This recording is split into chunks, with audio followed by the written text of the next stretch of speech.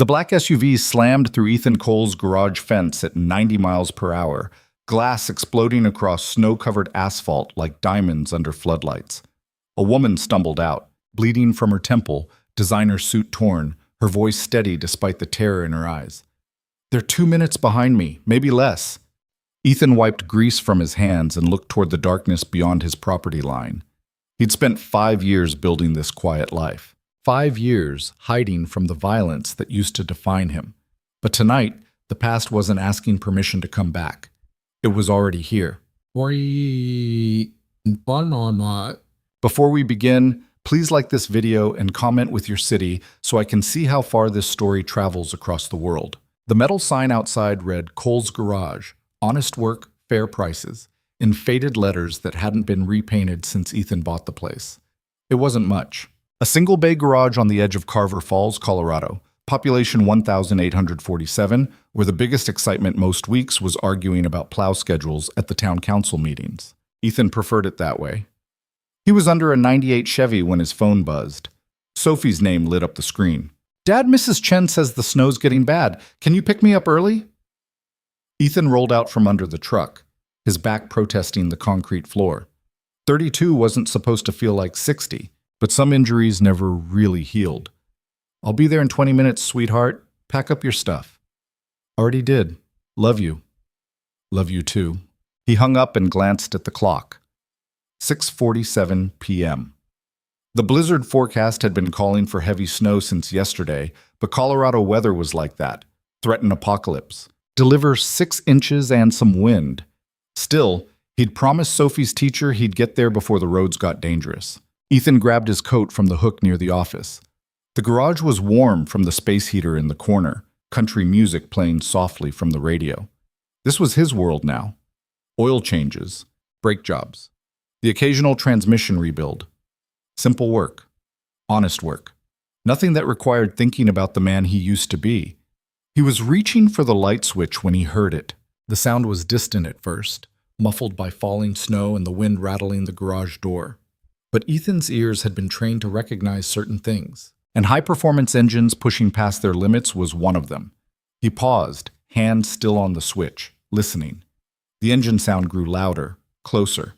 Too fast for these roads in this weather. Then came the crash. The impact shook the building's frame. Metal screamed against metal, glass shattered, and something heavy slammed into the chain-link fence surrounding his property. Ethan's body moved before his mind caught up, muscle memory from another life taking over. He grabbed the tire iron from the workbench and moved toward the garage door. Through the small window, he could see it. A black Cadillac Escalade, front end crumpled, steam rising from the hood. The vehicle had torn through 30 feet of fence and come to rest sideways across his parking lot. Ethan hit the button. The garage door rolled up with its usual grinding noise, and cold air rushed in, carrying snow and the smell of burning rubber. The driver's door opened. A woman stepped out. Mid-30s, maybe. Dark hair pulled back in what had probably been a professional bun before the crash turned it into a mess of loose strands. Blood ran from a cut above her left eyebrow, but her eyes were sharp, focused, scanning the darkness beyond the property line. She wore a charcoal business suit that probably cost more than Ethan made in a month, now torn at the shoulder and spotted with blood. She saw him and stopped. "Are you the owner?" Her voice was steady. Too steady for someone who'd just crashed through a fence at highway speeds. "That's me? You hurt?" "Not badly." She glanced over her shoulder again, toward the road. "But I need help, now." Ethan stepped out into the snow. "I can call an ambulance." "No." The word came fast, sharp. "No police, no ambulance, no calls." That was when Ethan saw her hands. They weren't shaking. Not from cold, not from shock, not from whatever adrenaline dump should have been flooding her system after that crash. This woman was scared, but she wasn't panicking. She was calculating. "Ma'am, you just put an SUV through my fence. I'm going to need some kind of explanation before—" "They're coming." She took a step toward him, and now he could see the fear behind those sharp eyes. "The people who did this to me, they're maybe 2 minutes behind, maybe less." Ethan felt something cold settle in his chest. Not fear. Something older than that. Something he'd tried very hard to forget. "Who's coming?" Men with guns. Trained men. and they won't stop when they see you standing here. They'll kill you, burn this place down, and disappear before anyone even knows to ask questions." She looked directly at him. "So either let me borrow your phone so I can run, or get inside and lock your doors." Ethan studied her face. The blood, the torn suit, the way she kept checking the road. This woman was running from something real, something dangerous. Every instinct he'd developed over 5 years of quiet life screamed at him to call the sheriff and let the system handle it. But he'd been in the system once. He knew exactly how that could end. "What's your name? Does it matter?" "If people are about to shoot up my garage, yeah, it matters." She hesitated, then, Vanessa Hale. The name hit him like a punch. Vanessa Hale, CEO of Hale Defense Technologies. He'd seen her on the news a few times, usually standing at podiums talking about defense contracts and innovation. Forbes had called her one of the youngest self-made billionaires in America. What the hell was she doing crashing through his fence in rural Colorado? "You're serious," he said, "about the guns." "Dead serious." Ethan looked past her toward the road. Headlights. Still distant, but moving fast. 2 vehicles, maybe 3. Coming from the same direction she had. He made his decision. Inside, now. Vanessa didn't argue. She moved quickly toward the garage, favoring her right leg slightly. Ethan followed, his mind already working through possibilities, angles, problems. He hit the button and the garage door rolled down, cutting off the view of the road. "How many?" he asked. "6 that I saw. Maybe more." "Professionals?" She looked at him sharply. "How do you know to ask that?" "Lucky guess." "Armed?" "Yes." "Bulletproof glass on that Escalade?" "Factory military grade. They shot through it anyway." Ethan walked to the workbench and pulled open a drawer. Inside was a Glock 19, old, well-maintained, chambered in 9mm. He checked the magazine, 15 rounds, and chambered a round. Vanessa's eyes went wide. "You keep a gun in your garage?" "Colorado. Everyone keeps a gun somewhere." He grabbed a second magazine from the drawer and shoved it in his pocket. "But I'm guessing 15 rounds won't mean much against 6 professionals." "It won't." "Then we've got a problem." Outside, the sound of engines grew louder. Ethan moved to the window and looked out carefully. 2 black SUVs, same model as Vanessa's, pulling into his lot. They stopped at angles, blocking the exit. Doors opened. Men stepped out. They moved like soldiers, coordinated. Weapons held low but ready. Tactical gear under civilian clothes. No hesitation in their movements. Ethan counted, 6 men total, all armed with what looked like HK-416 rifles. Military-grade hardware. These weren't local thugs or hired muscle. These were operators. "Stay behind the truck," he told Vanessa. "What are you going to do?" "Buy time." He moved to the side door that led to the small office attached to the garage. Through the window, he could see one of the men approaching. Tall, buzz-cut, moving with the kind of confidence that came from knowing you had overwhelming force on your side. The man didn't knock. He tried the handle, found it locked, and took a step back. "Ethan Cole," the man called through the door. "We know she's in there. Send her out and this end's clean. Nobody else has to get hurt." Ethan stayed silent. "I'm going to count to 10, the man continued. "If that door isn't open by then, we're coming in. You're a civilian. You don't want to be in the middle of this." Ethan looked back at Vanessa. She'd pressed herself against the side of the truck, blood still running down her face. In the harsh fluorescent light of the garage, she looked younger than 30. Scared, trying very hard not to show it. "Who are these people?" he asked quietly. "Private contractors. Working for someone inside the government." "Why do they want you?" "Because I built something they want, something worth killing for." "What did you build?" "An AI system, military-grade decision architecture. It's worth—" She stopped, shook her head. "It doesn't matter what it's worth. What matters is they can't have it." Outside, the man had reached 7. Ethan looked at the Glock in his hand. 15 rounds. 6 men. Military training. This was going to go bad fast. 8. He thought about Sophie, waiting at Mrs. Chen's house, wondering why her dad was late. He thought about the quiet life he'd built here. The ordinary, safe, boring life that was supposed to keep them both away from exactly this kind of situation. 9. But some things you couldn't run from forever. 10. The door exploded inward. Ethan was already moving. He'd been tracking the man's position through the frosted glass, and the moment the door burst open, he fired twice. Center mass. The man went down hard. Tactical vest stopping the rounds, but the impact enough to put him on his back. Ethan didn't stop. He pivoted left as return fire tore through the office, punching holes in the cheap drywall. He fired 3 more rounds through the doorway, forcing the others back, buying seconds. "How many exits?" Vanessa shouted over the gunfire. 2. They're covering both. Windows? Same problem. Another burst of fire chewed through the office wall. Ethan dropped low, moved back into the garage proper. His mind was working through options. Training he hadn't used in 5 years suddenly sharp and clear again. The garage was a single large room with the office attached. 1 vehicle lift. Workbenches along 2 walls. Tools. Parts. A small bathroom in the back corner. Not much in the way of cover. The truck might stop pistol rounds, but not rifle fire. He needed to change the equation. "The lights," he said to Vanessa.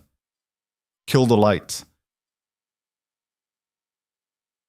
She understood immediately, scrambling to the wall switch. The fluorescent overhead went dark, plunging the garage into shadow, broken only by the dim glow from the office's security light. Through the broken door, Ethan could hear them communicating. Professional radio discipline, coordinates, angles. These men knew what they were doing. He moved to the workbench and grabbed a half-empty propane tank from a welding kit. Small, portable. Maybe 5 pounds of fuel. "Stay down," he told Vanessa. He twisted the valve open, letting gas hiss into the air, then hurled the tank through the office doorway. It clanged against something metal, bounced, came to rest somewhere near the exterior door. 5 seconds. He counted them in his head while rifle muzzles appeared in the doorway, sweeping the dark garage. 4 seconds. 3. At 2 seconds, he fired a single round into the office. The explosion wasn't huge. Propane didn't work like gasoline in the movies, but it was enough. Flames erupted in the office, and the men at the door fell back, shouting. One of them was on fire, rolling in the snow. Ethan used the chaos. He moved to the main garage door and hit the button. The door began to rise with its agonizing mechanical slowness, revealing the parking lot and the 2 SUVs. A man appeared in the widening gap, rifle coming up. Ethan fired first, 3 rounds. The man went down. "Car!" Vanessa was pointing to an old Ford pickup parked near the back wall. The keys? In the ignition. She ran for it while Ethan put 3 more rounds toward the office, keeping heads down. His magazine was empty. He dropped it, slapped in the spare, chambered around. 15 more shots. That was all he had. The truck's engine roared to life. "Go!" Ethan sprinted for the passenger side, diving in as Vanessa threw the transmission into reverse. Tires screamed against concrete. The truck shot backward out of the garage into the snow. Gunfire erupted immediately. The rear window exploded. Bullets punched through the door panels. Vanessa didn't slow down. She spun the wheel hard, whipping the truck around in a spray of snow and gravel, then slammed it into drive. They rocketed forward toward the road, the old engine protesting but responding. More gunfire chased them. One of the SUVs was starting to move, coming after them. "They're faster than us," Vanessa said. "I know. We can't outrun them. I know." "Then what's the plan?" Ethan looked at the dark road ahead. Snow falling heavy now, visibility maybe 50 feet. He thought about Sophie, about the quiet life, about all the reasons he'd promised himself he would never do this again. Then he pulled out his phone and made a call. "Sheriff's office. Deputy Chen, this is Ethan Cole. I need you to send every unit you have to my garage, right now." "Ethan, what's—" "Armed men. Multiple shooters. Officer needs assistance. Do it now." He hung up before she could ask questions. Vanessa stared at him. "I said no police." "You said no calls." "I didn't call the police. I called the sheriff. Different thing." "That's the same thing."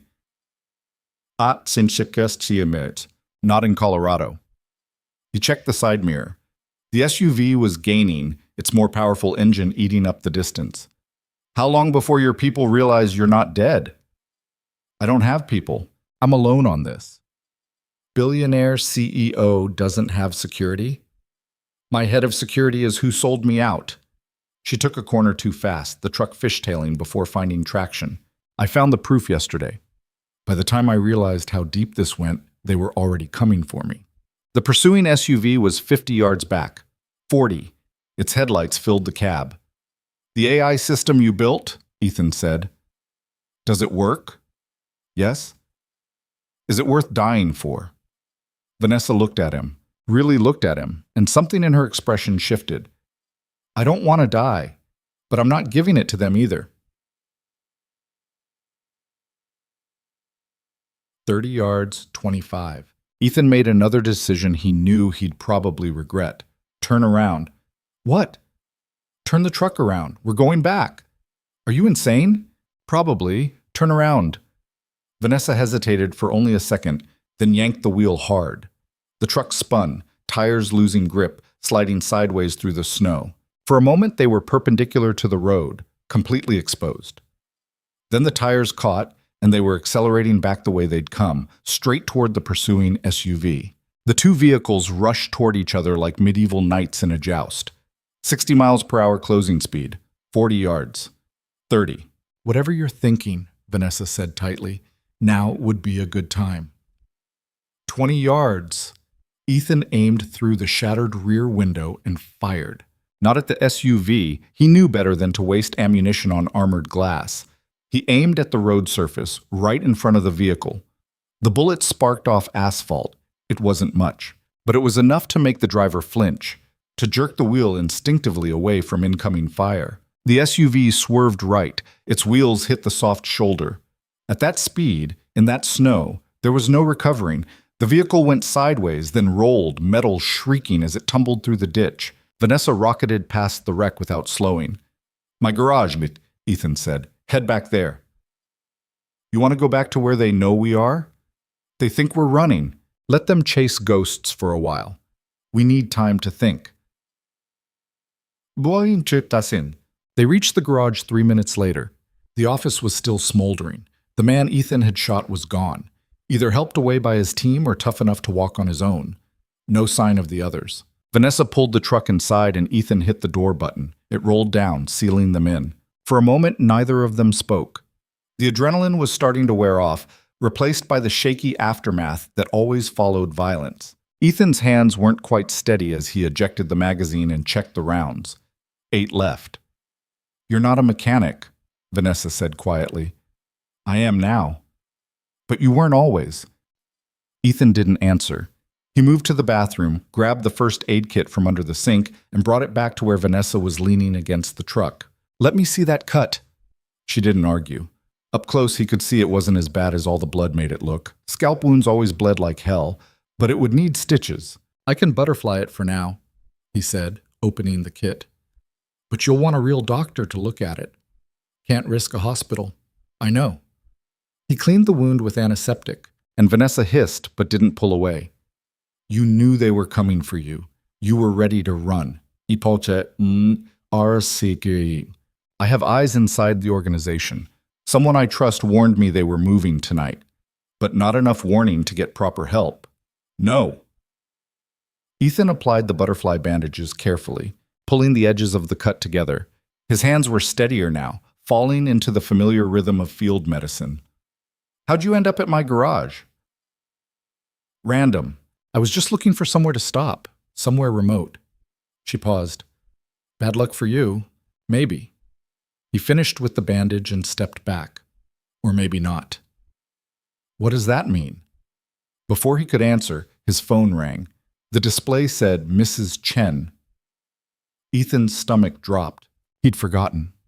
Sophie. He answered, Mrs. Chen, I'm so sorry. Ethan, there are men here. His blood turned to ice. What? Men in suits. They showed up 20 minutes ago asking about Sophie, asking if anyone had seen you. I told them no, but Ethan, they're not leaving. They're just sitting in their car outside my house, watching. Ethan looked at Vanessa. She'd gone pale. Mrs. Chen, listen to me very carefully. Take Sophie to your basement. Lock the door. Do not come out until I get there. Do you understand? Ethan, what's happening? Please, just do what I'm asking. Okay, we're going now. What? She hung up. The rage that filled Ethan's chest was old and familiar. He'd spent 5 years trying to bury it. 5 years building a life where his daughter would never have to see what he was capable of. But they'd gone to her school. They'd put men outside her teacher's house. They'd threatened Sophie. "I'm sorry," Vanessa said. Her voice was barely a whisper. "I'm so sorry, eh?" Ethan set the phone down carefully. When he spoke, his voice was calm. Too calm. "These people you're running from, the ones who want your technology, they have a command structure?" "Yes."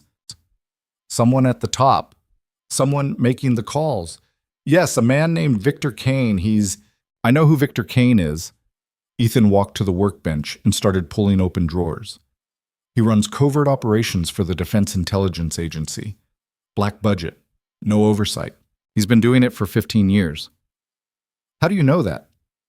Ethan found what he was looking for. A small thumb drive taped to the underside of the bottom drawer. He pulled it free and held it up. "Because 5 years ago, I used to work for him." The silence that followed was absolute. Vanessa stared at him. "What?" "My name wasn't always Ethan Cole. Well, the Ethan part was real. But I had a different last name. A different life." He turned the thumb drive over in his fingers. "I was part of Kane's unit, covert operations, things that officially never happened." "You're lying. You crashed through my fence with military contractors shooting at you, and I killed 3 of them without breaking a sweat. Do I seem like I'm lying?" Vanessa's eyes went wider. "The extraction mission. Syria, 5 years ago. You remember it. They told me it was a kidnapping. Extremists. They said a team went in and got me out before—" She stopped. Understanding dawned across her face. "It wasn't extremists." "No. It was Kane's people. He wanted your research. Already wanted it back then, before you even built the full system. He was going to grab you, force you to work for him off book, build him weapons nobody could track." Ethan's voice was flat, emotionless. "I was supposed to be part of the team that delivered you to him. But you didn't." "No. I got you out instead. Burned my whole team to do it. Then I disappeared before Kane could finish the cleanup. Changed my name, moved to the middle of nowhere, opened a garage." He looked at her. "I spent 5 years hoping he'd forgotten about me, that I could just be a mechanic and raise my daughter in peace. But he didn't forget. Kane never forgets." Vanessa's hands were shaking now. "So this was never random. Me crashing here. This is—" "No." Ethan cut her off. "This part was random. Kane doesn't know I'm here. If he did, we'd both already be dead. You running into my garage was just bad luck. But now he's about to find out." Ethan pocketed the thumb drive. "Because I'm going to make sure he does." "Why?" "Because he sent men to my daughter's school." The rage was still there, controlled but absolute. "Because he threatened the one thing in this world I will burn everything down to protect." Outside, sirens were approaching. Ethan had bought them maybe 10 minutes before the sheriff's deputies arrived, and this became even more complicated. "That thumb drive," Vanessa said. "What's on it?" "Insurance. Everything I collected during my time with Kane. Names, dates, operations, bank accounts.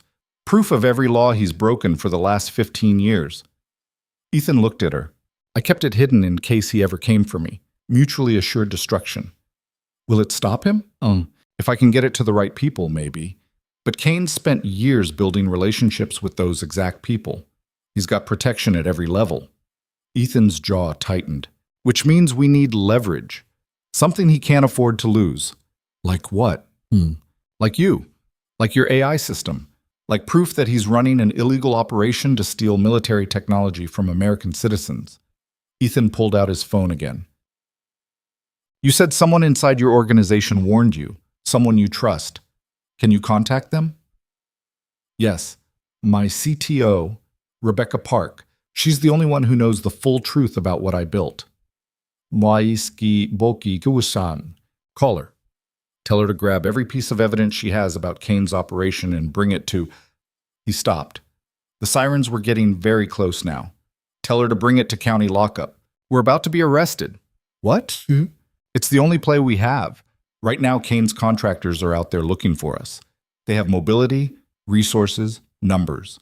But they can't walk into a sheriff's station and start shooting deputies. Not without causing the kind of attention that even Kane can't cover up. Ethan moved toward the garage door. We let the sheriff take us in. We make it loud, official, impossible to disappear quietly. Then we use the time to build a case Kane can't suppress. And your daughter? The question hung in the air. I'm going to call in a favor, someone who can get her somewhere safe while this plays out. His expression hardened. And if Kane has already touched her, then the thumb drive won't matter anymore. I'll kill him myself. The sirens were right outside now. Flashing lights painted the garage walls red and blue through the windows. Vanessa watched him carefully. You're serious about all of it? Every word. Why are you helping me? You don't know me. You could hand me over to Kane, take whatever deal he offers. Protect your daughter that way. Ethan looked at her.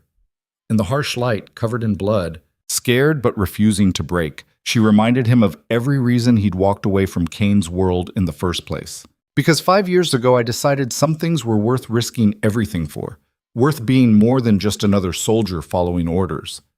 He picked up the Glock and set it on the workbench where the deputies would see it immediately. Cooperation. Tonight, you're asking me to make that choice again, to step up when it matters. And I've got an 8-year-old daughter who's going to grow up in the world we leave behind. I want her growing up in one where people like Kane don't win. The garage door shook as someone pounded on it. Sheriff's Department, open up! Ethan moved to the control button. Last chance to run. Vanessa straightened, wiping blood from her face, pulling together the shattered remains of her billionaire CEO composure. I didn't come this far to run now, sheet. Bum-tum. All right then. Ethan hit the button. The door began to rise. Let's go remind them why they should have left us alone. The door rolled up to reveal 6 sheriff's deputies, weapons drawn, faces tight with tension. Behind them, more vehicles were arriving. EMTs, state police, the whole circus. Deputy Chen stood at the front and her eyes went wide when she saw Ethan. Jesus Christ, Ethan, what the hell happened here? Ethan raised his hand slowly. It's a long story, Rachel, but the short version is you've got a billionaire CEO in protective custody and about 30 federal crimes to sort through. He glanced at Vanessa. Also, I need you to send a unit to Mrs. Chen's house right now. There are armed men watching it. Armed men? Ethan, what? Right now, Rachel. My daughter's there. That got her moving. She barked orders into her radio while 2 deputies moved forward to secure the scene. They cleared Ethan and Vanessa, then guided them toward separate patrol cars with the practiced efficiency of small-town cops, who didn't see this kind of excitement often, but trained for it anyway. As they separated Vanessa from him, she looked back once. Her eyes met his across the parking lot, and he saw the question there. Are we really doing this? Ethan gave the smallest nod. Then they were in the cars, doors closing, and the long night was just beginning. The patrol car pulled away from the garage, and through the rear window, Ethan watched his quiet life disappear into the snow and flashing lights. 5 years of peace, of normalcy, of pretending the past didn't exist. It had been a good 5 years, but they were over now. The holding cell at the Carver Falls Sheriff's Station smelled like industrial cleaner and old coffee. Ethan sat on the metal bench, hands cuffed in front of him, watching the second hand tick around the wall clock. 11:43 p.m. Sophie would be terrified by now. Mrs. Chen was good people, but she wasn't equipped to explain why armed men were watching her house or why Sophie's father hadn't shown up to take her home. The door opened. Deputy Rachel Chen walked in carrying 2 styrofoam cups of coffee. She set one down in front of him and kept the other, leaning against the wall with the exhausted posture of someone who'd been on shift for 14 hours and counting. Your daughter's safe, she said without preamble. State police pulled up to my mother's house and the men watching it scattered. Mom's keeping Sophie in the basement like you asked. She's scared, but she's okay. The relief hit Ethan hard enough that he had to close his eyes for a second. Thank you. Don't thank me yet. I've got the FBI, ATF, and about 3 different federal agencies calling my sheriff demanding to know what the hell happened at your garage tonight. Rachel took a sip of coffee and grimaced. Also, your billionaire friend lawyered up about 30 seconds after we brought her in. Got some hotshot attorney on video call from New York threatening to sue us for unlawful detention. She say anything useful? Nothing. Just that she was driving through town when armed men started shooting at her. She crashed. You helped, and that's all she knows. Rachel's eyes narrowed. But you're going to tell me more than that, aren't you? How much do you want to know? All of it, starting with who those men were and why they had military-grade weapons at your garage. Ethan picked up the coffee. It was terrible, but it was hot. You know I was Army before I moved here. Everyone knows that. You don't talk about it, but it's not a secret. What nobody knows is what I did in the Army, or who I worked for afterward. He met her eyes. I was part of a classified unit, covert operations, the kind that don't officially exist. Rachel's expression didn't change, but her posture shifted slightly, more alert. Go on. 5 years ago, I walked away from that life. Changed my name, bought the garage, raised my daughter. I thought I'd buried it deep enough that it would never find me. He paused. I was wrong. And Vanessa Hale? She's got something people want. Technology, the kind worth killing for. And the man coordinating the people who came after her tonight is the same man I used to work for. You're telling me this is some kind of black ops conspiracy. I'm telling you that the men who shot up my garage tonight aren't going to stop. They're going to regroup, get new orders, and come back with a bigger hammer. And when they do, it won't matter that Vanessa and I are in custody. They'll burn this building down if they have to. Rachel stared at him for a long moment. You're serious? Dead serious. Then we need to move you both to county lockup. Better security, more resources. No, we stay here. Ethan, I've got 12 deputies total. If what you're saying is true, it is true. But county's too big, too many points of entry, too many people who might be compromised. Here, you've got sightlines. You know every face that walks through that door. Ethan leaned forward. And here, they can't move against us without making noise. The kind of noise that draws attention they don't want. Rachel rubbed her temples. My sheriff is going to lose his mind. Better than losing his deputies. Trust me, Rachel. I know how these people operate. She didn't answer immediately. The silence stretched out while she weighed her options, and Ethan could see the moment she made her decision. Fine, but you're going to tell me everything. Names, dates, whatever evidence you have. Because if federal agents show up here with badges and warrants, I need to know whether to cooperate or call my union rep. Fair enough. Ethan pulled the thumb drive from his pocket and set it on the table between them. Everything's on here, operations logs, financial records, communication intercepts. 5 years of evidence that Victor Kane and his unit have been running illegal operations under the cover of national security. Rachel picked up the drive carefully, like it might explode. Picked up. And this is admissible? Some of it. Enough to start an investigation that can't be buried quietly. He paused. But only if it gets into the right hands. Kane's got friends in every agency that matters. We need someone outside his reach. Who? I'm working on that. The door opened again and Sheriff Tom Reeves walked in. He was 60 years old, gray-haired, with the kind of weathered face that came from 40 years of dealing with the worst people in 3 counties. He looked at Ethan, then at Rachel, then at the thumb drive on the table. Someone want to tell me why the FBI just called demanding we release Ms. Hale into their custody immediately? Rachel straightened. What did you tell them? I told them we're processing a crime scene and she's a material witness. That bought us maybe 3 hours before they show up with federal marshals. He pointed at Ethan. You're the mechanic who never talks about his past. Now I've got dead bodies at your garage and feds crawling up my ass. Start explaining. So Ethan did. He gave Reeves the abbreviated version. His time in Kane's unit, the mission 5 years ago, the thumb drive, Vanessa's technology, and why armed contractors had tried to kill her tonight. He left out some details, but the core truth was there. Reeves listened without interrupting. When Ethan finished, the sheriff pulled out a chair and sat down heavily. Son of a bitch, he said quietly. Yeah. You're telling me we're sitting in the middle of a federal clusterfuck. pretty much. And the woman in my other holding cell is a billionaire who built some kind of military AI. Yes, sir. And the people who want her dead are connected to U.S. intelligence. Connected to one man in U.S. intelligence, Victor Kane. Everyone else is just following orders without knowing the full picture. Reeves looked at the thumb drive. That thing really has evidence? Enough to end Kane's career and probably put him in federal prison. Then why hasn't anyone stopped him before now? Because nobody had proof. Kane's been smart. He operates in the shadows, uses cutouts, burns anyone who gets too close to the truth. Ethan's voice hardened. But he made a mistake tonight.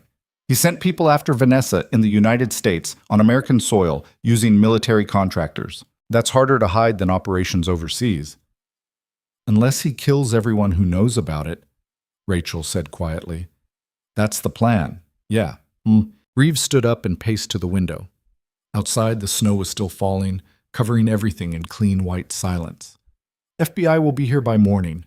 When they arrive, they'll take Ms. Hale and probably you too. Once you're in their custody, Kane can make you both disappear. I know. So what's your play? We need to get this information to someone Kane can't touch. Someone with enough authority to launch an investigation he can't suppress. Ethan looked at Rachel. You said Vanessa's lawyer is on video call? Yeah, some Manhattan firm. Why? Because she didn't just call any lawyer. She called someone she trusts. Someone outside Kane's reach. He stood up. I need to talk to her. Reeves and Rachel exchanged glances. Ethan, Reeves said slowly, you're technically under arrest for what? Defending myself? Helping a woman who was being attacked? Ethan shook his head. You and I both know you're not charging me with anything. You're holding me in protective custody while you figure out what the hell to do, which means I can waive my right to separate detention and request to speak with Ms. Hale. It's all legal. Reeves sighed. Rachel, go get Ms. Hale. Bring her to interview room 2. And someone get these cuffs off Mr. Cole. 3 minutes later, Ethan sat across a metal table from Vanessa Hale. She'd cleaned the blood off her face, and someone had given her a sheriff's department sweatshirt to replace her torn suit jacket. The butterfly bandages on her forehead were already starting to peel at the edges. She looked exhausted and wired at the same time, running on adrenaline and fear. Your lawyer still on the line? Ethan asked. Yes, Rebecca made some calls, got me representation fast. Rebecca Park, your CTO, was. You remember? I remember everything you told me tonight. He leaned forward. Did she find the evidence? The proof about Kane's operation? Vanessa nodded slowly. She's been digging for weeks, ever since I found out my head of security was feeding information to someone outside the company. She's got communications, financial transfers, meeting logs, everything that proves Kane's been trying to acquire my technology through illegal channels. Where is she now? Safe house, Manhattan, with copies of everything stored in 3 separate locations. Vanessa's eyes were sharp despite the exhaustion. But that doesn't help us if we're dead before we can use it. We're not going to die. You sound very confident for someone sitting in a holding cell. I've been in worse situations. What? Have you? There was an edge to her voice now. Because from where I'm sitting, we've got maybe hours before federal agents show up and hand us over to the same people who tried to kill me tonight. That's not going to happen. Why not? Because I spent 5 years preparing for the possibility that Kane would find me. I've got contingencies, people who owe me favors, ways to get information to the right places, even if I'm not around to deliver it myself. He paused. But there's something I need from you first. What? The truth about what you built, not the corporate press release version, the real version. Vanessa studied his face for a moment, then made a decision. It's called Aegis, Autonomous Executive Guardian Intelligence System. On paper, it's a military decision support platform, processes tactical data, runs simulations, helps commanders make faster decisions in combat situations. And off paper, it's the most advanced artificial intelligence system ever built for military applications. It doesn't just support decisions, it makes them. It can coordinate drone strikes, manage battlefield logistics, even predict enemy movements with 93% accuracy. She looked down at her hands. In the wrong hands, Aegis could wage war without human oversight. No checks, no balances, just pure algorithmic efficiency. Jesus. The Defense Department commissioned it 3 years ago, paid for the research, the development, everything. But I built in safeguards, kill switches, ways to shut it down if it ever started operating outside ethical parameters. Her voice got quieter. Kane found out about those safeguards 6 months ago. He wanted me to remove them, said they compromised operational effectiveness. And you refused. Of course I refused. Aegis without safeguards isn't a defense system. It's a weapon of mass destruction. She met his eyes. That's when Kane started planning to take control. If I won't remove the safeguards willingly, he'll take the system and do it himself. Can he, without you? Eventually, with enough time and the right people, yes. But it would take months, maybe years, and there'd be gaps in the code, vulnerabilities he wouldn't know about. She leaned forward. That's why he wants me alive. He needs me to make it work properly. Once he has what he needs, he kills you. Yes. The silence that followed was heavy. This system, Ethan said finally. Aegis, where is it now? Distributed across 17 secure servers, military-grade encryption, air-gapped from public networks. Vanessa's expression was grim. But Kane has people inside the Defense Department. If he gets authorization to access those servers under the guise of a security review or emergency protocol, he could copy everything before anyone realizes what's happening. So we need to stop him before he gets that authorization. That's what I've been trying to do for 6 months, but he's too well connected. Every time I tried to raise concerns through official channels, I got stonewalled. Every report I filed got buried. Every meeting I requested got canceled. Frustration bled through her voice. He's built a wall around himself using bureaucracy and classified operations. The normal systems don't work. Then we use abnormal systems. Like what? Ethan pulled out his phone. Like going to the one person in government Kane has never been able to completely control. Someone with enough independence and authority to launch an investigation regardless of who tries to stop it.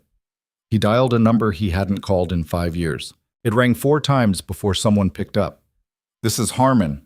Senator, this is Ethan Cole. We worked together on the Kazakhstan operation in 2020. There was a pause.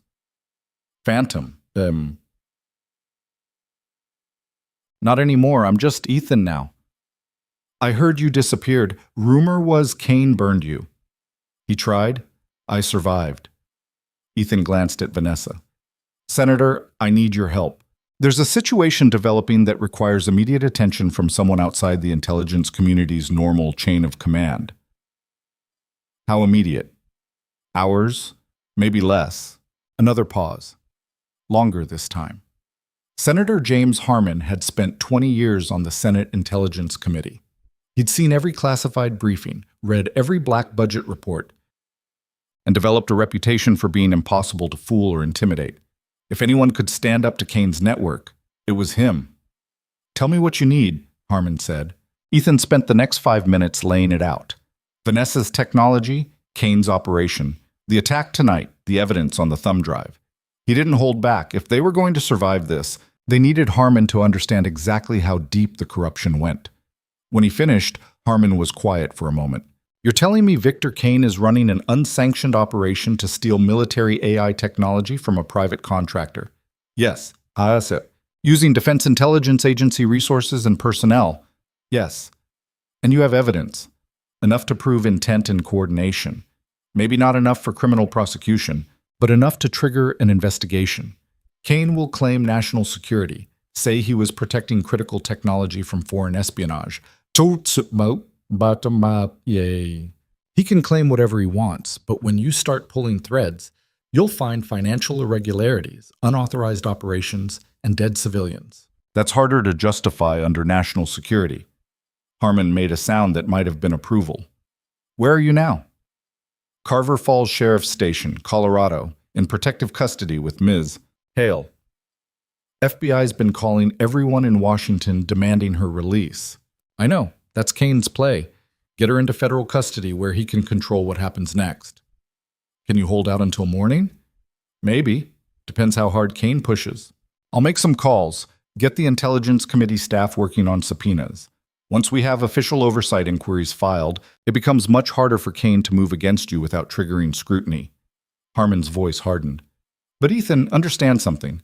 If you're wrong about this, if Kane's operation is legitimate and you're interfering with sanctioned activity, I can't protect you. I'm not wrong. Good. Then stay alive until I can get resources to your position. He hung up. Ethan set the phone down and looked at Vanessa. That bought us maybe 6 hours. Harmon's good, but Kane's network runs deep. The moment he hears the Intelligence Committee is asking questions, he'll know we reached out. So what do? We prepare for the worst. The door opened and Sheriff Reeves stepped in. Mr. Cole, there's someone here to see you. Who? Your daughter. Everything stopped. Ethan was on his feet before he consciously decided to move. She's supposed to be at Mrs. Chen's house. She is, but she's on the phone, demanding to talk to her father. Reeves's expression was gentle. She's scared, Ethan. She needs to hear your voice. They led him to a phone at the front desk. His hands were shaking as he picked it up. Sophie? Daddy? Her voice was small and terrified. Mrs. Chen said you got arrested. She said there were bad men and you had to go away and... Sophie, sweetheart, I need you to listen to me. I'm okay. I'm not arrested. I'm just helping the police with something. But the men are gone. The state police chased them away. You're safe at Mrs. Chen's house, and I'm going to come get you as soon as I can. When? It was the question he didn't have an answer for. When could he go get her? When would it be safe? When would Kane's people stop hunting them? Soon, baby. Very soon. You promise? The lie came easier than it should have. I promise. I'm scared. I know. But Mrs. Chen is keeping you safe, and I'm working with good people to make sure everything's okay. Can you be brave for me? I guess. That's my girl. Now I need you to do something for me.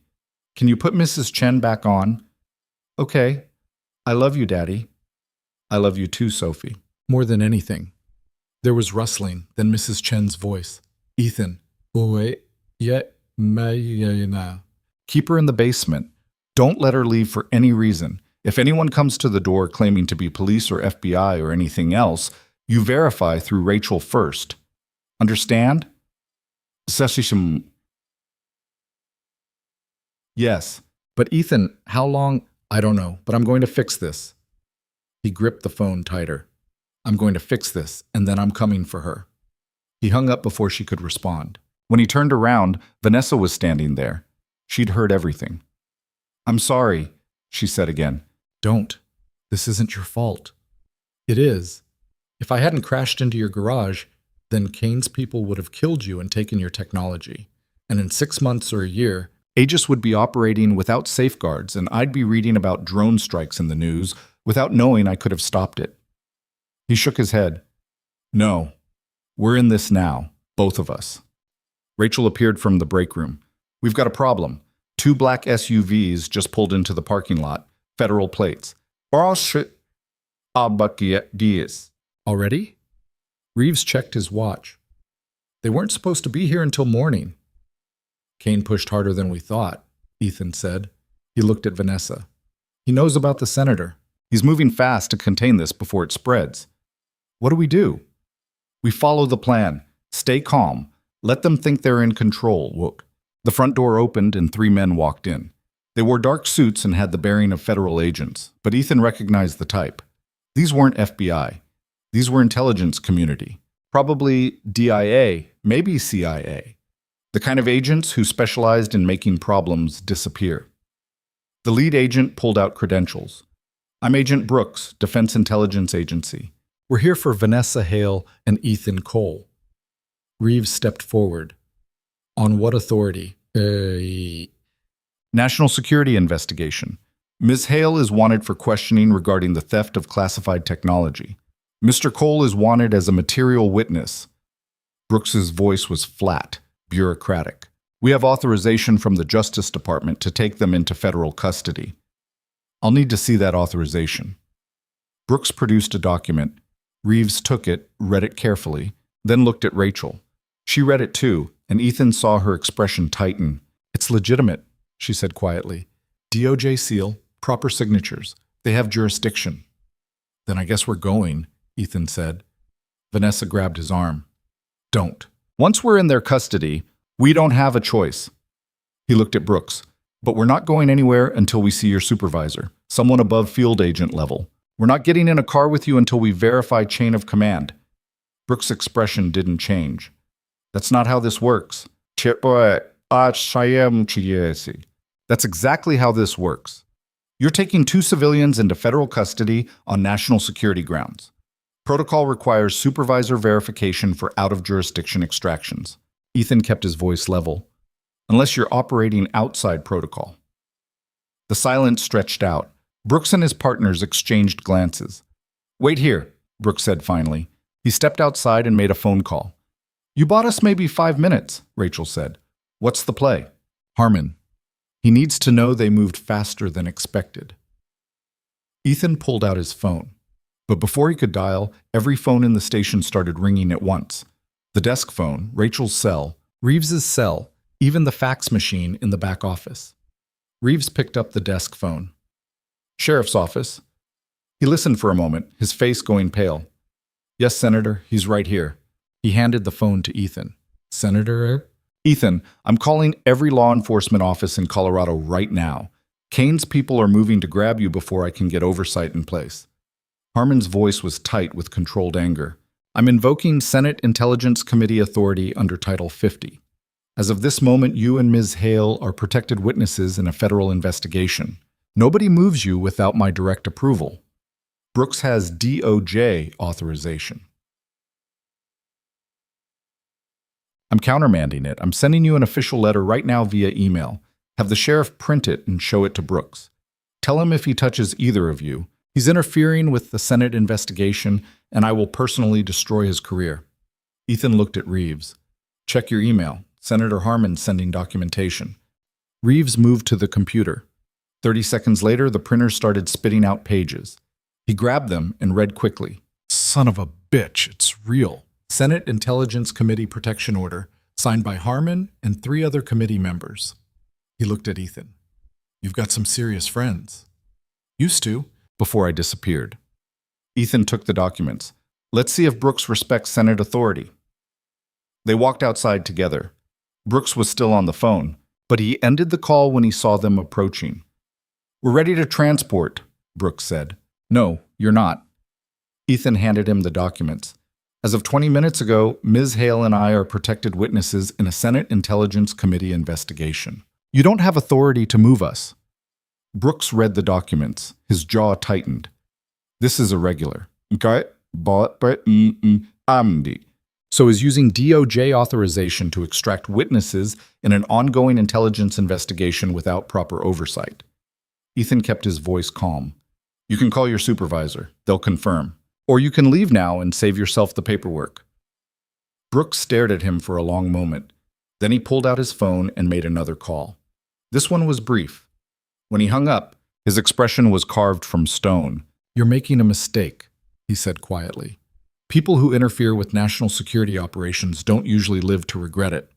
"That sounds like a threat, Agent Brooks." "It's a statement of fact." Brooks looked at Vanessa.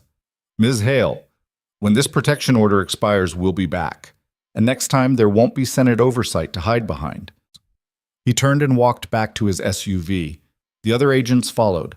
30 seconds later, they were gone. Reeves let out a breath. "Well, that was terrifying." "It's not over," Ethan said. "That was Kane testing boundaries, seeing how far he can push before someone pushes back. Now he knows the Senate's involved. Is that good or bad? Depends on how desperate he is." They went back inside. Vanessa was shaking, adrenaline finally catching up to her. Rachel guided her to a chair and brought her water. "How long does Senate protection last?" Vanessa asked. "As long as Harmon can justify it to the committee. Maybe 48 hours. Maybe less if Kane can produce evidence that makes us look like the criminals." Ethan sat down across from her. "Which means we have 2 days to build a case strong enough that Kane can't suppress it. Rebecca's evidence won't be enough by itself.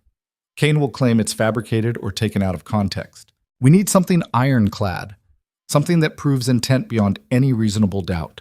Like what? Ethan was quiet for a moment. Then he said, like Cain himself, on record, admitting what he's done. You want to get a confession? I want to force him into a position where he has to choose between admitting the truth or committing perjury in front of Senate oversight. He looked at her. Your AI system, Aegis. Can it be demonstrated, shown to work in real time? Yes, but it would require access to the secure servers. What if I told you I know someone who can get us that access? Someone outside Cain's network. Vanessa's eyes widened. Who? Someone I saved during the Kazakhstan operation. Someone who owes me a favor big enough that they'll risk their career to help. He pulled out his phone again. But it's risky. If Cain finds out we're accessing AEGIS servers, he'll know we're planning something. Do we have another option? Not really. Then make the call. Ethan dialed. It rang twice. This is Major General Patricia Morrison. General, this is Ethan Cole. I need to call in my marker. There was a long pause. I was wondering if you'd ever use it. I didn't want to, but circumstances changed. I heard.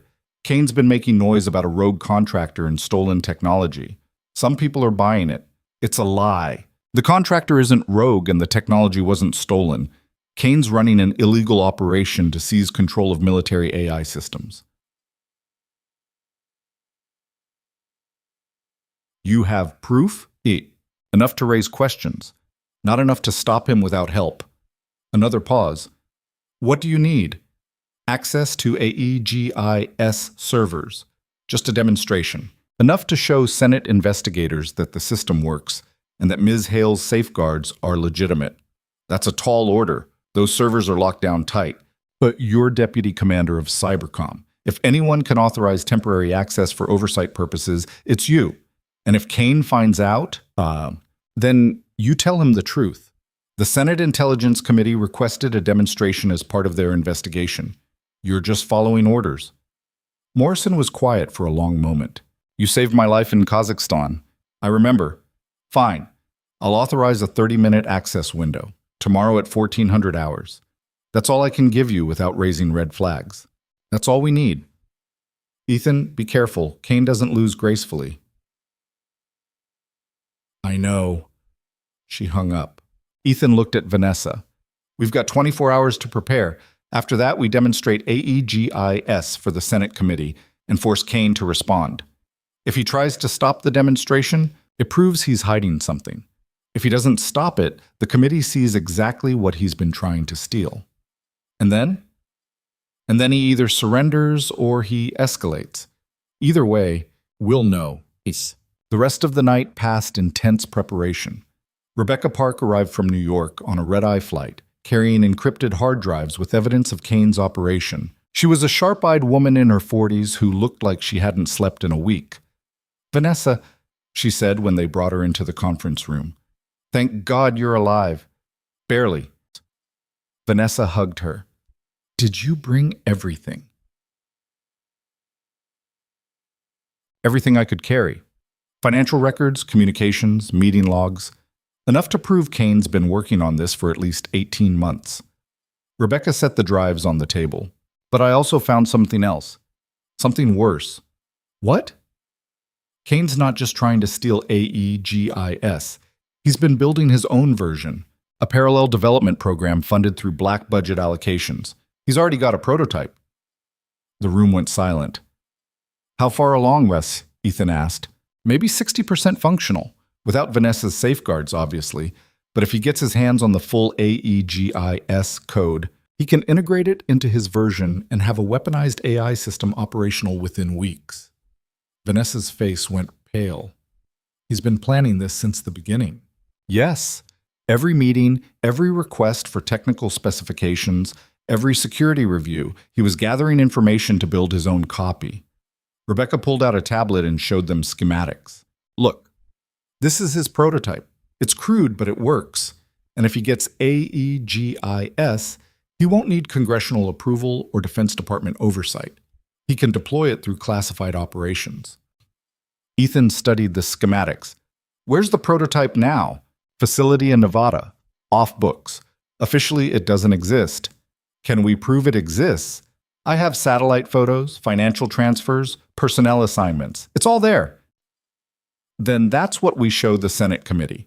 Not just that Kane tried to steal Aegis, but that he's been building an unsanctioned weapons program using taxpayer money and classified resources. Ethan looked at Vanessa. That's the kind of scandal that brings down entire agencies. It's also the kind of scandal that gets people killed, Rebecca said quietly. I know, but we're past the point of playing it safe. Dawn broke gray and cold over Carver Falls. Ethan stood at the window of the sheriff's station, watching the sun rise through heavy clouds. In 12 hours, they'd demonstrate AEGIS for Senate investigators. In 12 hours, they'd either have enough evidence to stop Kane or they'd be dead. Behind him, Vanessa was sleeping on a cot they'd brought in. She looked younger asleep, vulnerable in a way she never allowed when awake. Sophie was the same way. Sometimes Ethan would watch her sleep and marvel at how someone so small could be so fierce when awake.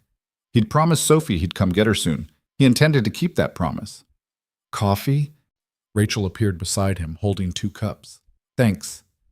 They stood in silence for a moment. You know, Rachel said quietly, when you moved here 5 years ago, I thought you were running from something.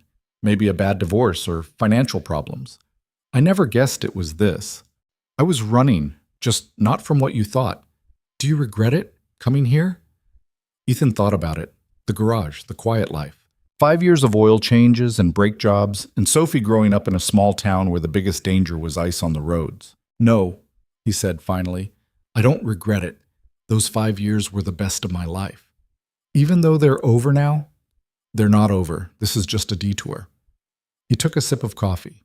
When this is done, I'm going back to my garage. Back to my daughter. Back to the life I built. You really think you can? I have to, because if I can't, then Kane wins. And I'm not letting that happen. The phone on Rachel's desk rang. She answered it, listened, then handed it to Ethan. It's Senator Harmon. Ethan took the phone. Senator. Ethan, we've got a situation. Kane just filed formal charges against Ms. Hale with the Justice Department. Espionage, theft of classified materials, unauthorized access to defense systems. He's building a legal case to have her arrested regardless of Senate protection. Can he do that? If he can convince a federal judge the charges are legitimate, yes. And he's got enough fabricated evidence that some judges might bite. Harmon's voice was grim. I can slow him down, but I can't stop him completely. You need to move up your timeline. The demonstration's not until 1400. Make it 1000. I'll have the committee staff ready. But Ethan, understand something. Once you start this demonstration, there's no going back. Kane will know what you're doing, and he'll try to stop you. Whatever resources he has, whatever people he can mobilize, they'll all come down on your position. I understand. Do you have security? Local sheriff's deputies. That won't be enough. It'll have to be. On. Harmon was quiet for a moment. There's something else. Something you should know before you do this. What? I pulled Kane's service record, everything classified. Ethan, he's been running black operations for 17 years. The body count attached to his operations is in the hundreds. People who got in his way, who threatened to expose him, who knew too much. A pause. What I'm saying is, Victor Kane doesn't just win. He burns everything to the ground to make sure he wins. I know. I worked for him, remember? Then you know what's coming. Yeah, I know. Ethan hung up and looked at Rachel. We need to wake everyone up, change of plans. Within an hour, the sheriff's station was transformed into a war room. Rebecca set up her laptops in the conference room, connecting them to secure servers through encrypted channels. Vanessa worked with her, preparing the Aegis demonstration. Reeves coordinated with state police to get additional security. Ethan checked his Glock, then checked it again. 15 rounds. It still wasn't enough. At 09:45, the Senate committee staff connected via secure video conference. 5 faces appeared on the screen. Investigators, lawyers, technical experts. Senator Harmon was there too, sitting in what looked like his office in Washington. Ms. Hale, Harmon said, are you ready to proceed? Vanessa glanced at Ethan. He nodded. Yes, Senator. I'm ready. Then begin. Vanessa's fingers moved across the keyboard. Lines of code scrolled across multiple screens. Rebecca monitored secondary systems, watching for any signs of interference. Aegis is a military decision support system built on advanced AI architecture, Vanessa explained. It processes tactical data in real time and provides strategic recommendations. The system you're about to see is the fully functional version, including all safeguards and ethical constraints I designed into the original framework. She entered a command. On the main screen, a simulation loaded. It showed a battlefield scenario: troops, vehicles, air support, enemy positions. All theoretical, all generated by Aegis. Watch, Vanessa said. The simulation ran. Aegis analyzed the battlefield, processed thousands of variables, and began issuing commands. Troop movements, airstrikes, artillery coordinates, everything coordinated with inhuman precision. The Senate investigators leaned forward, watching intently. Now watch what happens when I remove the safeguards, Vanessa said. She entered another command. The simulation reset. This time, when Aegis ran the scenario, the results were different. More aggressive, more lethal. Civilian casualties jumped from 0 to dozens. Collateral damage increased by 300%. This is what Aegis becomes without ethical constraints, Vanessa said quietly. An efficient killing machine with no moral compass. One of the investigators spoke up. Ms. Hale, can you prove the system is the same one Mr. Kane has been trying to acquire? Yes. She pulled up documentation, design specifications. She pulled. Development timelines. These are the original military contracts. And here, she pulled up more files. Are communications between my company and DIA officials over the past 18 months. You can see Kane's team requesting increasingly detailed technical specifications under the guise of security reviews. Rebecca added more evidence. And these are financial records showing unauthorized transfers from black budget accounts to private contractors. The same contractors who attacked Ms. Hale last night. The evidence mounted, document after document, email after email. A pattern of illegal activity spanning months. Then the power went out. The screens went dark. The conference room plunged into shadow. Emergency lights kicked in, casting everything in dim red. What happened? Harmon's voice came through a laptop running on battery power. Ethan was already moving. Get away from the windows. He pulled Vanessa and Rebecca toward the interior wall. Outside, through the windows, he could see vehicles arriving. Not sheriff's vehicles. Not FBI. Military-style SUVs. At least 6 of them. Rachel, ha! Ethan shouted. She appeared in the doorway. Front and back entrances. Maybe 20 men, all armed. Reeves was on the radio calling for backup, but help was minutes away, and they had seconds. The front door exploded inward. The explosion ripped the front door off its hinges and sent it spinning across the lobby in a shower of splinters and twisted metal. Smoke poured in, thick and acrid, turning the emergency lighting into a red haze. Through it came the first operative, rifle up, moving with the kind of precision that said Special Forces training. Ethan fired twice before the man cleared the threshold. Center mass. The operative went down hard, but his vest caught the rounds. Ethan adjusted, fired once more. Headshot. The man dropped and didn't move. Back office, Ethan shouted. Move now! Rachel was already herding Vanessa and Rebecca toward the rear of the building, while Reeves grabbed a shotgun from the weapons locker. 2 more deputies appeared from the break room, service weapons drawn, faces tight with fear and determination. Another operative came through the smoke. Ethan put him down with 3 rounds. Then another. The Glock slide locked back. Empty. He dropped the magazine, slapped in his last spare, and kept moving backward. How many rounds you got? Reeves asked, racking the shotgun. 15. You? 8 shells, that's it. Then we make them count. The back door imploded in a spray of wood fragments. Flashbang grenades rolled across the floor. Ethan turned away, closed his eyes. The explosion was deafening even through the protection. His ears rang and his vision swam, but he kept moving, muscle memory taking over.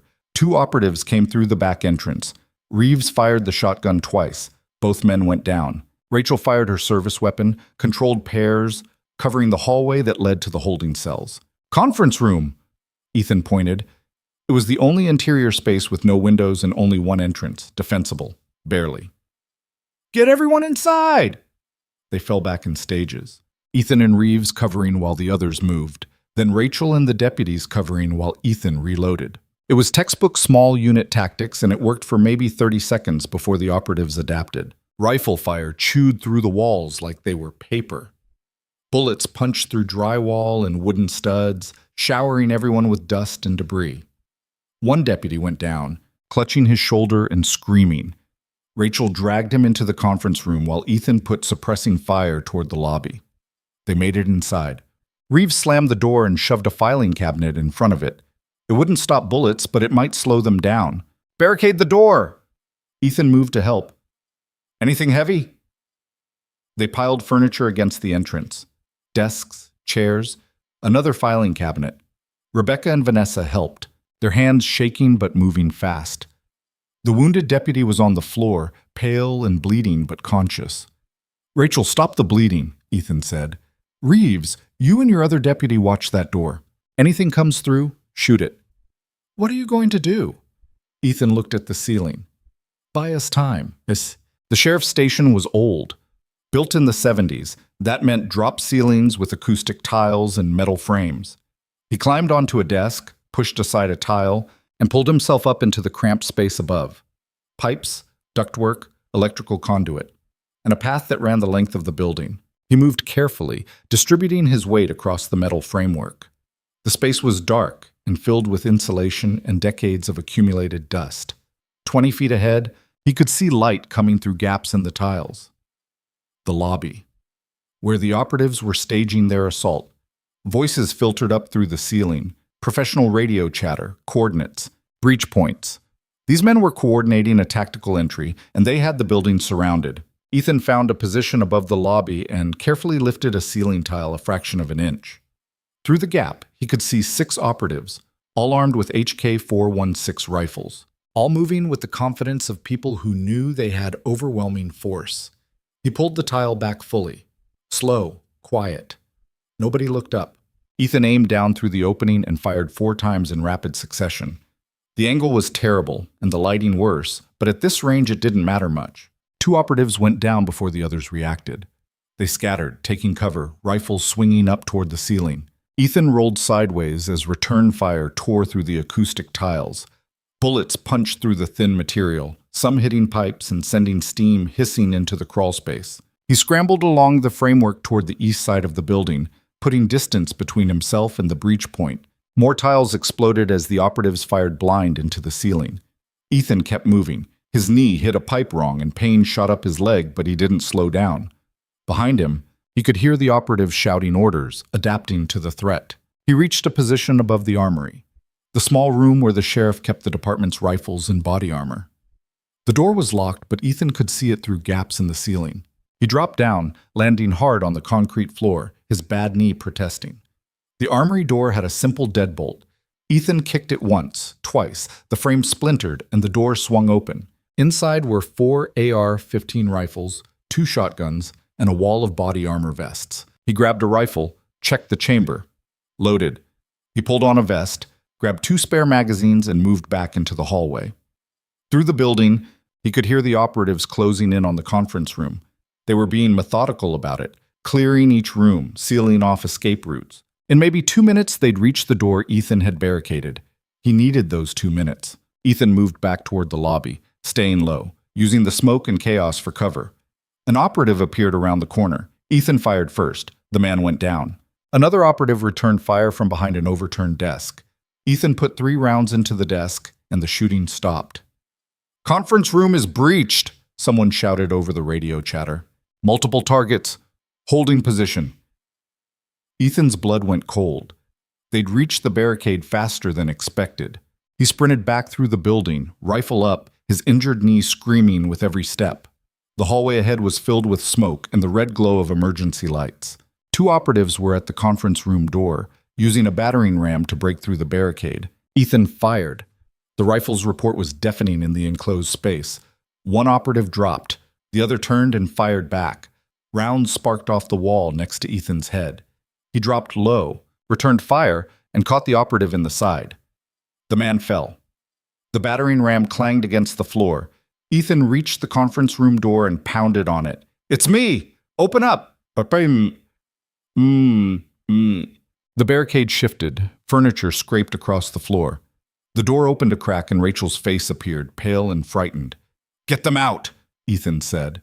"There's a maintenance exit through the basement. Storm shelter from when this place was built. You can get to the parking lot. What about you? I'll hold them here, buy you time." "Ethan, go!" He shoved a spare magazine at her. "Get Vanessa and Rebecca somewhere safe. Call Harmon. Tell him everything." Rachel hesitated, then nodded. She disappeared back into the room. Ethan took up position at the end of the hallway.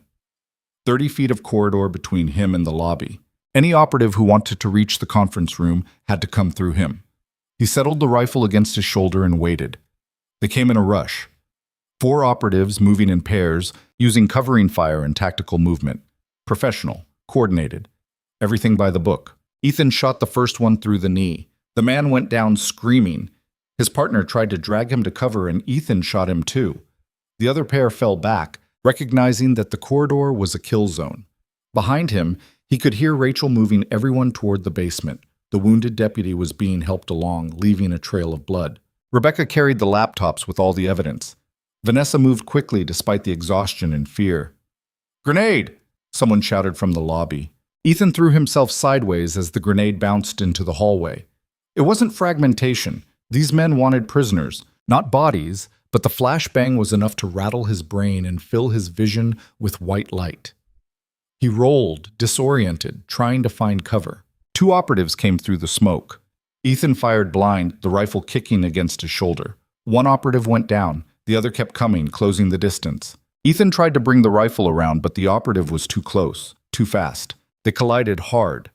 The operative drove his shoulder into Ethan's chest and slammed him against the wall. Air exploded from Ethan's lungs. The rifle clattered to the floor. The operative's fist caught him in the ribs, then the jaw. Stars exploded across Ethan's vision. He caught the next punch, twisted, drove his elbow into the operative's throat. The man gagged, stumbled back. Ethan kicked his knee, heard something crack. The operative went down and Ethan grabbed the dropped rifle. More operatives were coming. Too many. Ethan fired until the magazine ran dry, then used the rifle as a club, swinging it like a bat. Metal connected with bone. Someone screamed. Someone else grabbed him from behind. Ethan threw his head back, felt it connect with a nose. The grip loosened. He spun, lashed out with a kick, caught someone in the chest. But there were too many hands now, too many bodies. They drove him to the ground, pinning him. A boot connected with his ribs. Once, twice, pain exploded through his chest. Someone wrenched his arms behind his back, zip-tied his wrists tight enough to cut off circulation. "Package secured," a voice said into a radio. "Target is contained." Ethan tasted blood. His vision swam. Through the haze, he could see the hallway behind him. The door to the basement was closed. No sign of Rachel or the others. They'd made it. That was something. The operatives hauled him to his feet. Everything hurt. His knee was on fire. His ribs felt broken, and blood ran from a cut somewhere on his scalp. "Where's the woman?" The operative in charge stepped forward. He was older than the others, maybe 40, with the dead eyes of someone who'd done this kind of work for too long. "Where's Vanessa Hale?" Ethan spat blood. "Gone." "Where?" "Hell if I know. I was too busy shooting your friends." The operative hit him. Not a wild swing, but a precise strike to the solar plexus that drove all the air from Ethan's lungs and left him gasping. "Let's try that again. Where's Vanessa Hale?" Ethan couldn't speak, couldn't breathe. The world was spinning and gray at the edges. "Search the building," the operative ordered. "Find her." They spread out. Ethan heard doors being kicked in, furniture being overturned, systematic destruction. Minutes passed. Maybe 5, maybe 10. Time was strange when you couldn't breathe properly and everything hurt. "Building's clear, someone reported. No sign of Hale or the others. The operative grabbed Ethan by the hair and forced his head up. "Last chance, where'd they go?" "I told you. I don't know." Another punch, this one to the kidneys. Ethan's vision went white. Basement exit, someone called out. Fresh blood trail. They went out through the storm shelter. Track them, the operative ordered. I want Hale found within the hour. They dragged Ethan outside. The morning sun was painfully bright after the red emergency lights. The parking lot was full of black SUVs and armed men, at least 20 operatives, all kitted out in tactical gear that looked military but wasn't. Private contractors. The expensive kind. They threw Ethan into the back of an SUV. His head bounced off the floor, and fresh pain lanced through his skull. The door slammed shut. Through the tinted windows, he could see the sheriff's station. Smoke poured from the shattered windows. The front wall was riddled with bullet holes. 5 years of quiet life, all of it burning. The SUV door opened again, and someone climbed in. Ethan recognized him immediately, even through the haze of pain and concussion. Victor Kane. He looked exactly the same as he had 5 years ago. Lean, well-dressed, with silver hair, and the kind of face that could smile at a fundraiser or order executions with equal ease. He was wearing a dark suit that probably cost more than Ethan's truck. "Hello, Phantom," Kane said quietly. "It's been a long time." Ethan said nothing. "I have to admit I'm impressed. 5 years and I never knew you were here. You covered your tracks well." Kane settled into the seat across from him. "But you should have stayed hidden. Should have kept your head down and let the world move on without you. You sent men after my daughter. I sent men to your garage. Your daughter was collateral, an unfortunate complication." Kane's expression didn't change. "But since you forced me to deviate from the plan, yes, I've had to account for all variables, including her." The rage that filled Ethan's chest was cold and absolute. "If you've touched her, she's fine for now. My people picked her up 20 minutes ago from Mrs. Chen's house. She's being held at a secure location along with her teacher. Neither has been harmed." "You son of a—" "Careful." Kane's voice got harder. "Your daughter's safety depends entirely on your cooperation. Right now, she's an asset, a way to ensure you do what I need. But the moment you stop being useful, she becomes a liability. And I don't keep liabilities." Ethan forced himself to breathe, to think past the fury. "What do you want?" "The same thing I've always wanted. Vanessa Hale and her technology. You're going to help me find her. She's gone. Your men said so themselves." "She can't have gotten far. Injured, exhausted, running on adrenaline. She'll make mistakes." Kane pulled out a tablet and showed Ethan a map. Red dots marked positions around Carver Falls. "I have teams covering every road out of town, roadblocks at the county line, helicopter surveillance. She's trapped in a 10-mile radius, and that radius is shrinking. Well, the Senate knows what you're doing. Senator Harmon has evidence. You can't cover this up."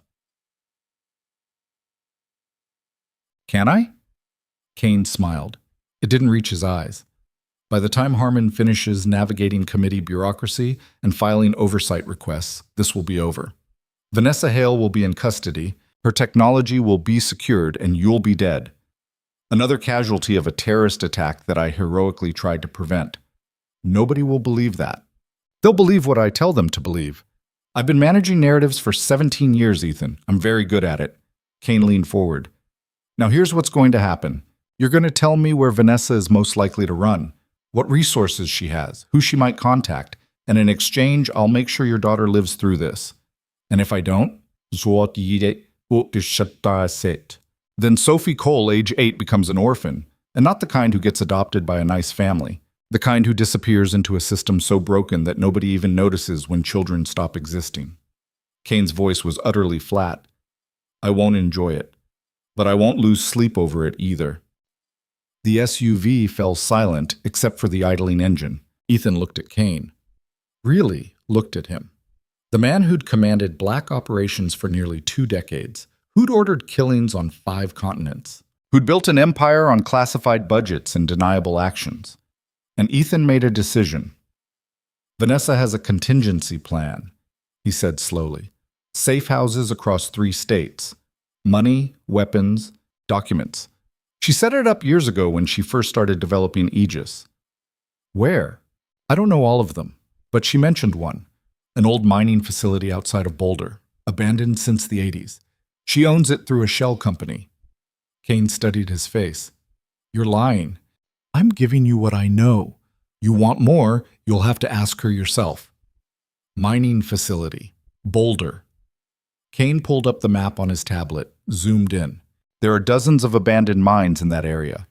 Then you'd better start searching. Kane made a phone call. Redirect teams to Boulder, focus on abandoned industrial sites, mining operations, warehouses, anything that could serve as a safe house. He hung up and looked at Ethan. If you're lying to me, you'll kill my daughter. I heard you the first time. Good. Kane stood up. You're coming with us. If we find Vanessa where you said Sophie lives, if we don't, she doesn't. Simple mathematics. They pulled Ethan from the SUV and shoved him into another vehicle. This one already had 2 other prisoners, Rachel and Sheriff Reeves. Both zip-tied, both bleeding from various injuries. Rachel's left eye was swelling shut, and Reeves had a cut above his eyebrow that was still leaking blood. You okay? Ethan asked. Define okay, Rachel muttered. They grabbed us half a mile from the station, had the roads blocked. Vanessa and Rebecca. Got away. Last I saw, they were heading toward the woods east of town. She looked at Ethan. What did you tell Kane? Enough to buy time. Time for what? To figure out how to get Sophie back and kill everyone in this convoy. Reeves made a sound that might have been a laugh. With zip-tied hands and 3 broken ribs? I'm open to suggestions if you have better ideas. The SUV started moving. Through the window, Ethan watched Carver Falls disappear behind them. His town. His quiet life. Everything he'd built for Sophie. He'd lied to Kane about the mining facility. There was no safe house in Boulder. But Vanessa was smart. She'd figure out she was being hunted, and she'd go to ground somewhere Kane wouldn't think to look. Somewhere obvious enough that people would miss her, but remote enough to stay hidden. The question was how long before Kane realized he'd been played, and what he'd do to Sophie when he figured it out. They drove for 40 minutes. The landscape shifted from small-town streets to mountain highways to dirt roads that climbed into the foothills.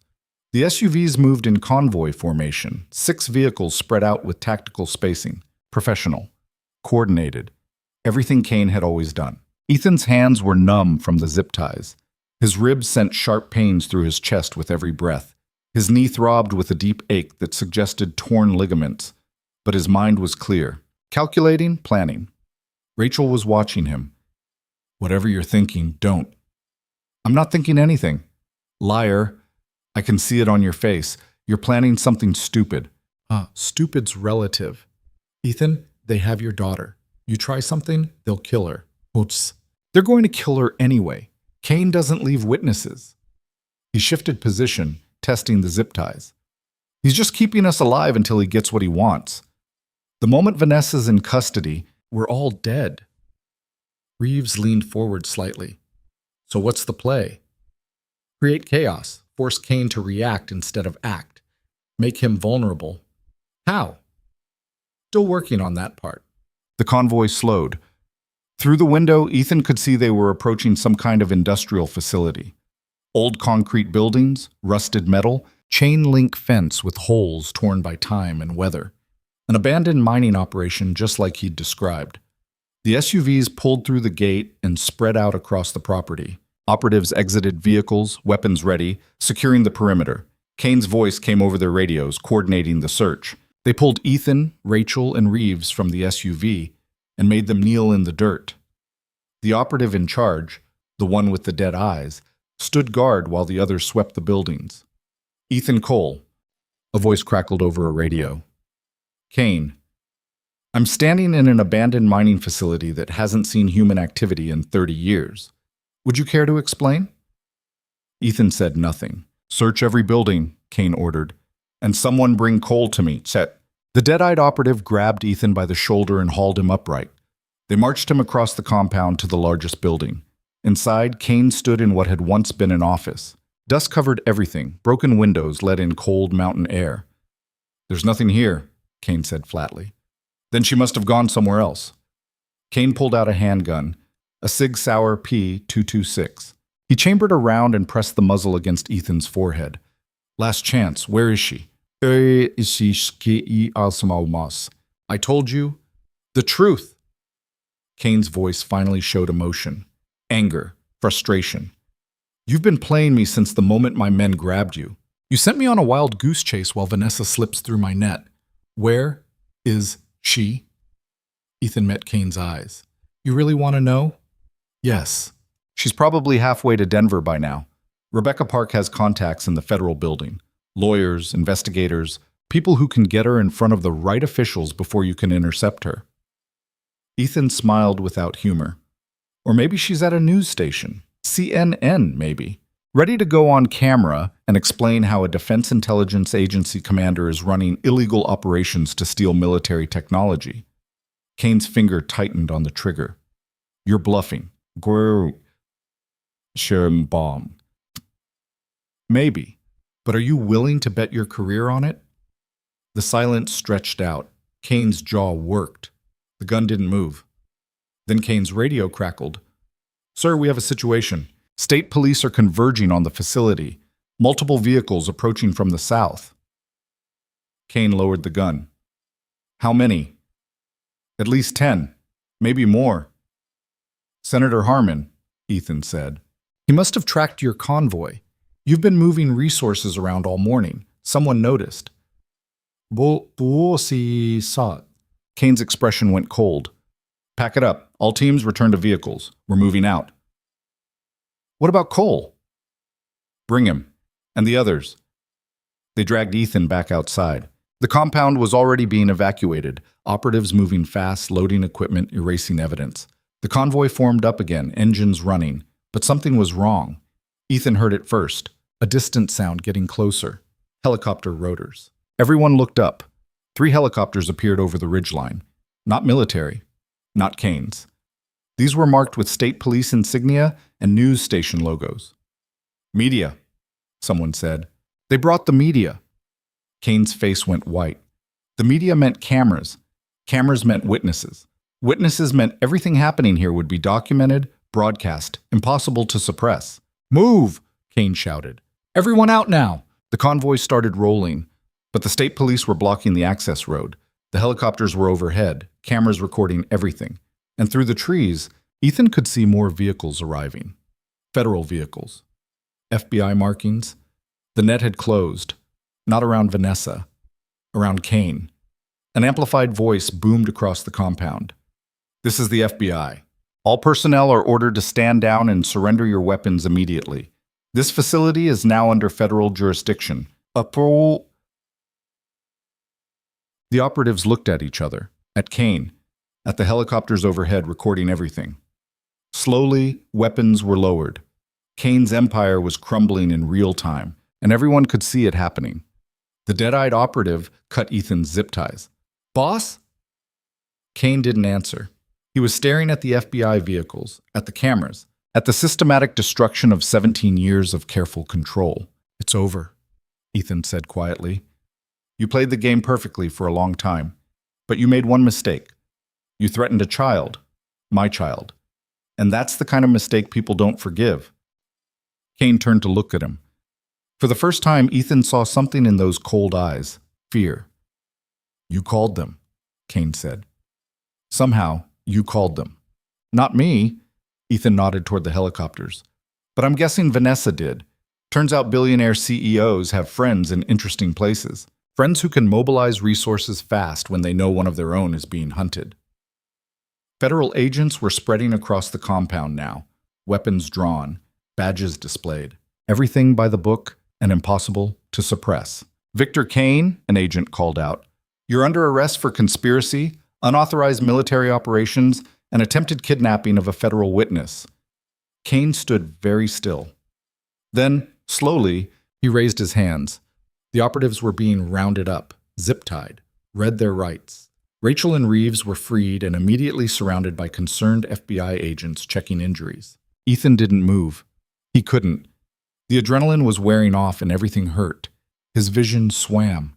His legs felt weak. Ethan! Rachel was suddenly there supporting him. Medical's coming. Just hold on. Sophie, he managed. Kane said they have Sophie. Already handled. FBI found her 30 minutes ago. She's safe. Mrs. Chen, too. Rachel's voice broke slightly. It's over. You did it. Vanessa? Federal building in Denver, giving testimony right now. Senator Harmon's there. Half the Senate Intelligence Committee. This is going to be the biggest scandal in a decade. Ethan closed his eyes. The pain was overwhelming, but underneath it was something else. Relief. Pure, absolute relief. Sophie was safe. Vanessa was safe. Kane was finished. They'd won. But the cost was written across every building in Carver Falls. Written in the bodies of operatives who'd just been following orders. Written in the face of the mechanic who'd tried so hard to leave violence behind. Is it worth it? Rachel asked quietly. All of this. Was it worth it? Ethan thought about Sophie. About the world she'd grow up in. A world where people like Kane faced consequences instead of operating with impunity. Yeah, he said. It was worth it. Paramedics arrived. They loaded him onto a stretcher, started an IV, began treating his injuries. As they carried him toward the waiting ambulance, Ethan caught sight of Kane being led away in handcuffs. Their eyes met one final time across the compound.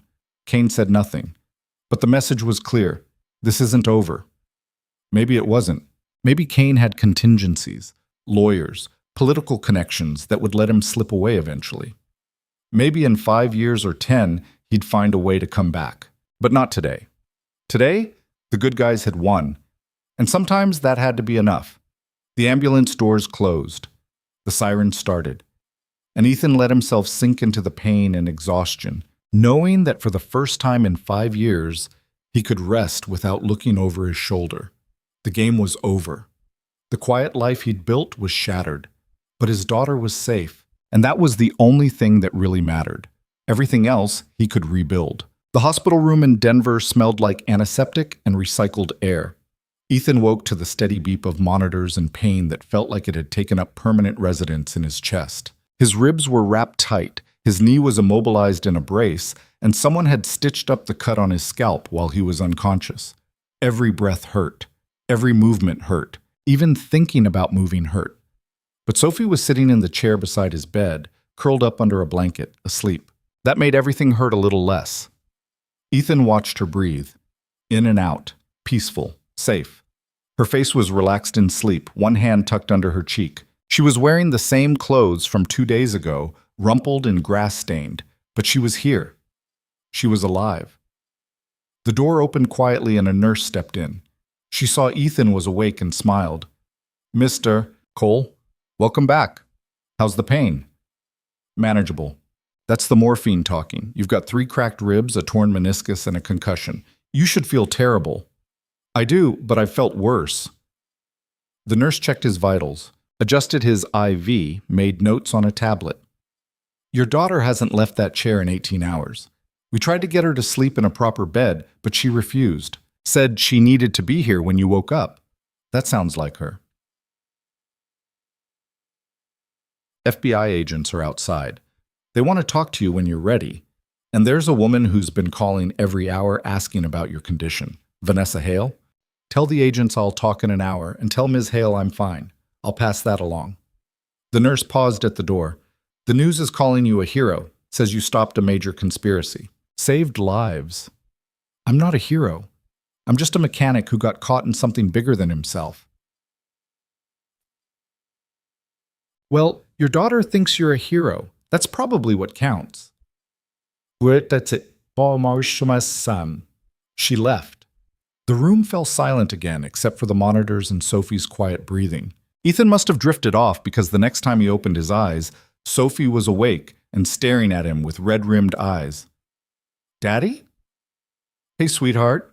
She launched herself at him, wrapping her arms around his chest. Pain exploded through his broken ribs, but Ethan didn't make a sound. He just held her, one hand stroking her hair, letting her cry into his hospital gown. I was so scared, she sobbed. The men came and they took me and Mrs. Chen and they put us in a van and I thought, I know, but you're safe now. It's over. They said you were dead. They said their boss was going to make sure you never came back. Whoa. They lied. I'm right here. Sophie pulled back, wiping her eyes. Did you really fight all those bad men? Some of them. Mrs. Chen said you saved everyone. She said you were a soldier before you were a mechanic. A long time ago. Why didn't you tell me? It was the question Ethan had been dreading. He looked at his daughter's face, saw the confusion and hurt there, and knew he owed her the truth. Because I wanted you to have a normal life.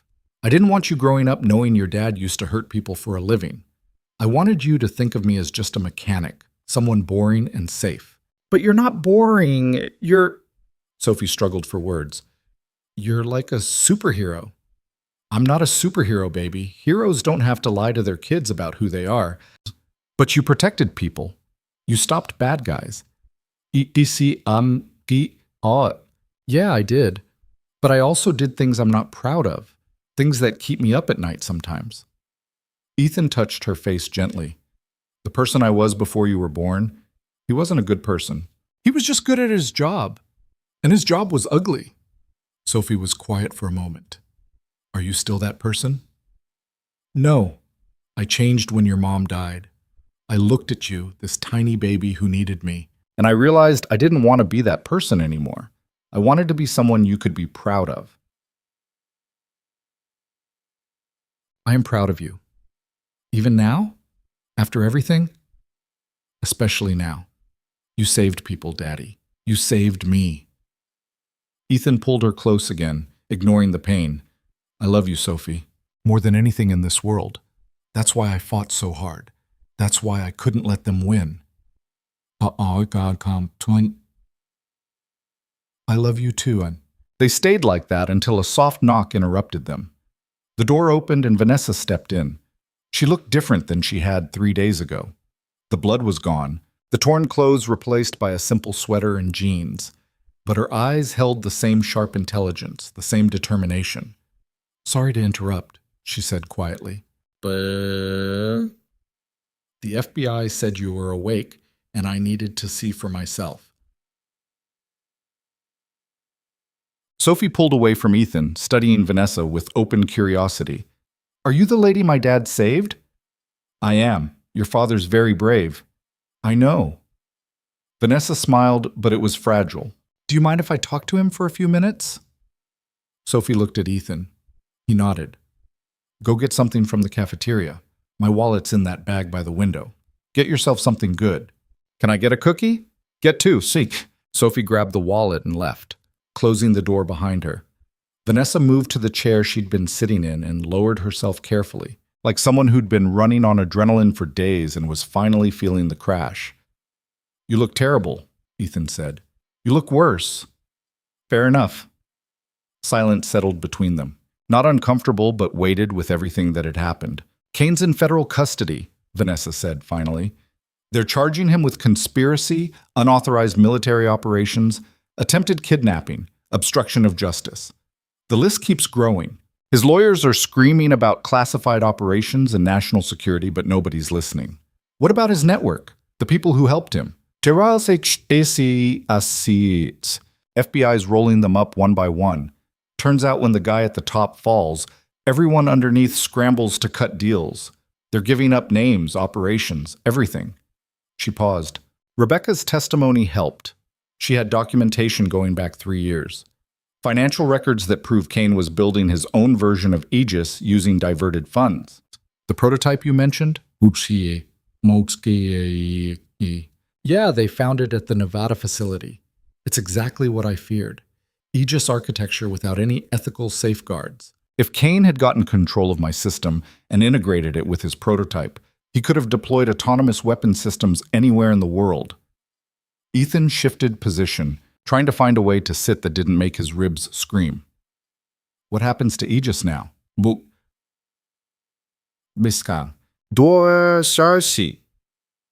Defense Department's putting together an independent review board. Senator Harmon's overseeing it personally. They want to make sure the safeguards I built are permanent and can't be removed without triggering system shutdown.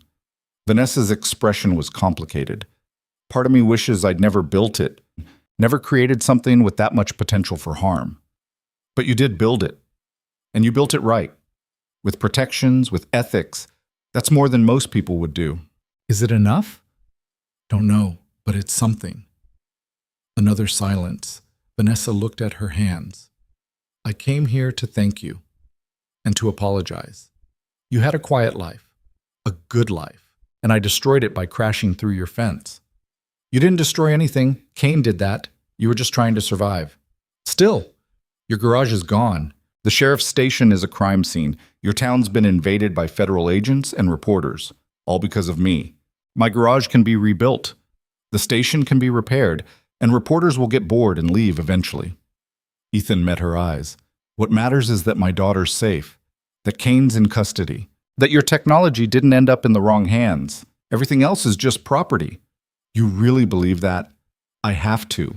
Otherwise, I'd spend the rest of my life angry about things I can't change. Vanessa stood up and walked to the window. Outside, Denver sprawled across the landscape. Tall buildings, busy streets, millions of people living their lives without knowing how close they'd come to having weaponized AI operating without oversight. I remember you now, she said quietly. From Syria. It was 5 years ago, but I remember. You were part of the extraction team. You got me out of that compound when everyone else was following orders to deliver me to Cain. You weren't supposed to remember that. They gave you drugs. Told you it was trauma from the kidnapping. I know what they told me, but I remember your face. The way you looked at me when you said we were getting out. Like you'd already made a decision and nothing was going to change it. She turned from the window. Why did you do it? Risk everything to save someone you didn't know. Ethan thought about it, about that night in Syria, the compound, the moment he'd realized what Cain intended to do. Because it was wrong. Because you were a civilian who'd done nothing except be smart enough to build something dangerous. And because I was tired of following orders that made me feel like a monster. So you threw away your career, your whole life. I traded one life for a better one. Became a father, raised my daughter. That was worth more than any career working for Cain. He paused. Until 3 days ago, I thought I'd gotten away clean. Thought I'd managed to escape without consequences. And now? Now I'm not sure what happens. FBI says they need me for testimony. Harmon wants me in Washington for committee hearings. My face is all over the news. Every part of the life I built is compromised. Vanessa came back to the chair. What if I could help with that? How? My company has significant resources. Security divisions, private investigators, people who specialize in helping witnesses disappear after high-profile cases. I could set you up somewhere new identity, new location, financial security, whatever you need to keep Sophie safe. You want to help me run again? I want to give you options. You saved my life twice. Let me try to return the favor. Wolves. Ethan looked at her. Really looked at her. This woman who'd crashed into his world and turned everything upside down. Who'd been hunted and injured and terrified, but never gave up. Who'd built something dangerous and immediately tried to control it. Who was now offering to help him disappear, even though it would cost her money and resources she didn't have to spend. Why? He asked. Why go through all that trouble for someone you barely know? Because you didn't have to help me. You could have handed me over to Cain and probably cut a deal that kept you and Sophie safe. But you didn't. You fought. You risked everything. Her voice got quieter. People like you are rare. The world needs more of you, not fewer. So if I can help keep you in it, I will. The door opened and Sophie came back, carrying 2 cookies and what looked like a hot chocolate. The lady at the cafeteria gave me this for free because she recognized me from the news. She said I'm famous. You're infamous, Ethan corrected. There's a difference. What's the difference? About 6 months of therapy. Sophie climbed back into her chair and started on the first cookie. Vanessa watched her with something complicated in her expression, almost wistful. You have kids? Sophie asked through a mouthful of cookie. No, never had time for a family. My company takes up most of my life. That sounds lonely. It is, sometimes. Oh, you could spend time with us. My dad makes good pancakes, and we watch movies on Friday nights. Vanessa glanced at Ethan. He shrugged. She's not wrong about the pancakes. I appreciate the offer, but I'm not sure your dad wants a billionaire CEO hanging around reminding him of everything that happened. Why not? You seem nice and you're pretty. My dad thinks so too. I saw him looking at you when we were at the sheriff's station. Ethan's face went hot. Sophie. What? You were looking at her. I saw it. I was making sure she wasn't injured. Uh-huh. Sure, Dad. Vanessa was trying not to smile. Your daughter's very observant. She's 8. She's not supposed to be this observant. I'm almost 9, Sophie corrected. And I know when someone likes someone else. Okay, that's enough cookies for you. You're getting a sugar high. But Sophie just grinned and took another bite, clearly pleased with herself. Vanessa's phone buzzed. She checked it, frowned, then looked at Ethan. Senator Harmon's office. They want me in Washington tomorrow for closed-door testimony. I should probably go prepare. How long will you be gone? A few days, maybe a week. Depends how deep they want to dig into Aegis and Kane's operations. She stood up. But I'll be back. I have some business to discuss with a mechanic about rebuilding his garage. You don't have to do that. I know, but I want to. She looked at Sophie. It was nice meeting you. Your father's very lucky to have you. He knows. I tell him all the time. Vanessa left. The room felt somehow emptier without her presence. Sophie was watching Ethan with knowing eyes. You like her. I don't know her well enough to like her. You saved her life. That means you like her. That's not how it works. Mom used to say you only fight for things you care about. You fought really hard for Ms. Hale. That means you care about her. Ethan didn't have an answer for that. Sophie went back to her cookies, satisfied she'd made her point. The next week passed in a blur of FBI interviews, hospital recovery, and endless news coverage. Reporters camped outside the hospital, trying to get interviews. Senator Harmon's committee announced formal hearings. Kane's arrest dominated headlines. The whole country was talking about corruption in the intelligence community and the dangers of military AI. Ethan mostly stayed in his hospital room, recovering and trying to shield Sophie from the worst of it. Rachel visited every day, bringing updates on Carver Falls and the cleanup efforts. Reeves came once, his arm in a sling, looking exhausted but determined. Town council's already talking about rebuilding the station, Reeves said. Got a bunch of contractors volunteering to do the work at cost. Your garage, too. Seems like everyone wants to help. That's good of them. You're a local hero. People want to support you. Reeves shifted uncomfortably. But Ethan, you should know. FBI's been asking questions about your past, about what you did before you moved here. They find anything? Bits and pieces? Nothing concrete. Your name change was legal, your background check for the garage business was clean. But they're digging. Reeves met his eyes. How bad is it? What they might find? Bad enough. I did things I'm not proud of. Hurt people who probably deserved it, but some who didn't. Followed orders that shouldn't have been given. Will you be charged? I don't know. Most of what I did was under classified operations. Technically legal at the time, but ethics and legality don't always match up. Reeves nodded slowly. For what it's worth, I don't care what you did before you moved to Carver Falls. The man I know is a good father and a decent person. That's all that matters to me. Thanks, Tom. After Reeves left, Ethan sat alone thinking about consequences. He'd escaped Kane's network 5 years ago, but he'd always known the past might catch up. Now it had.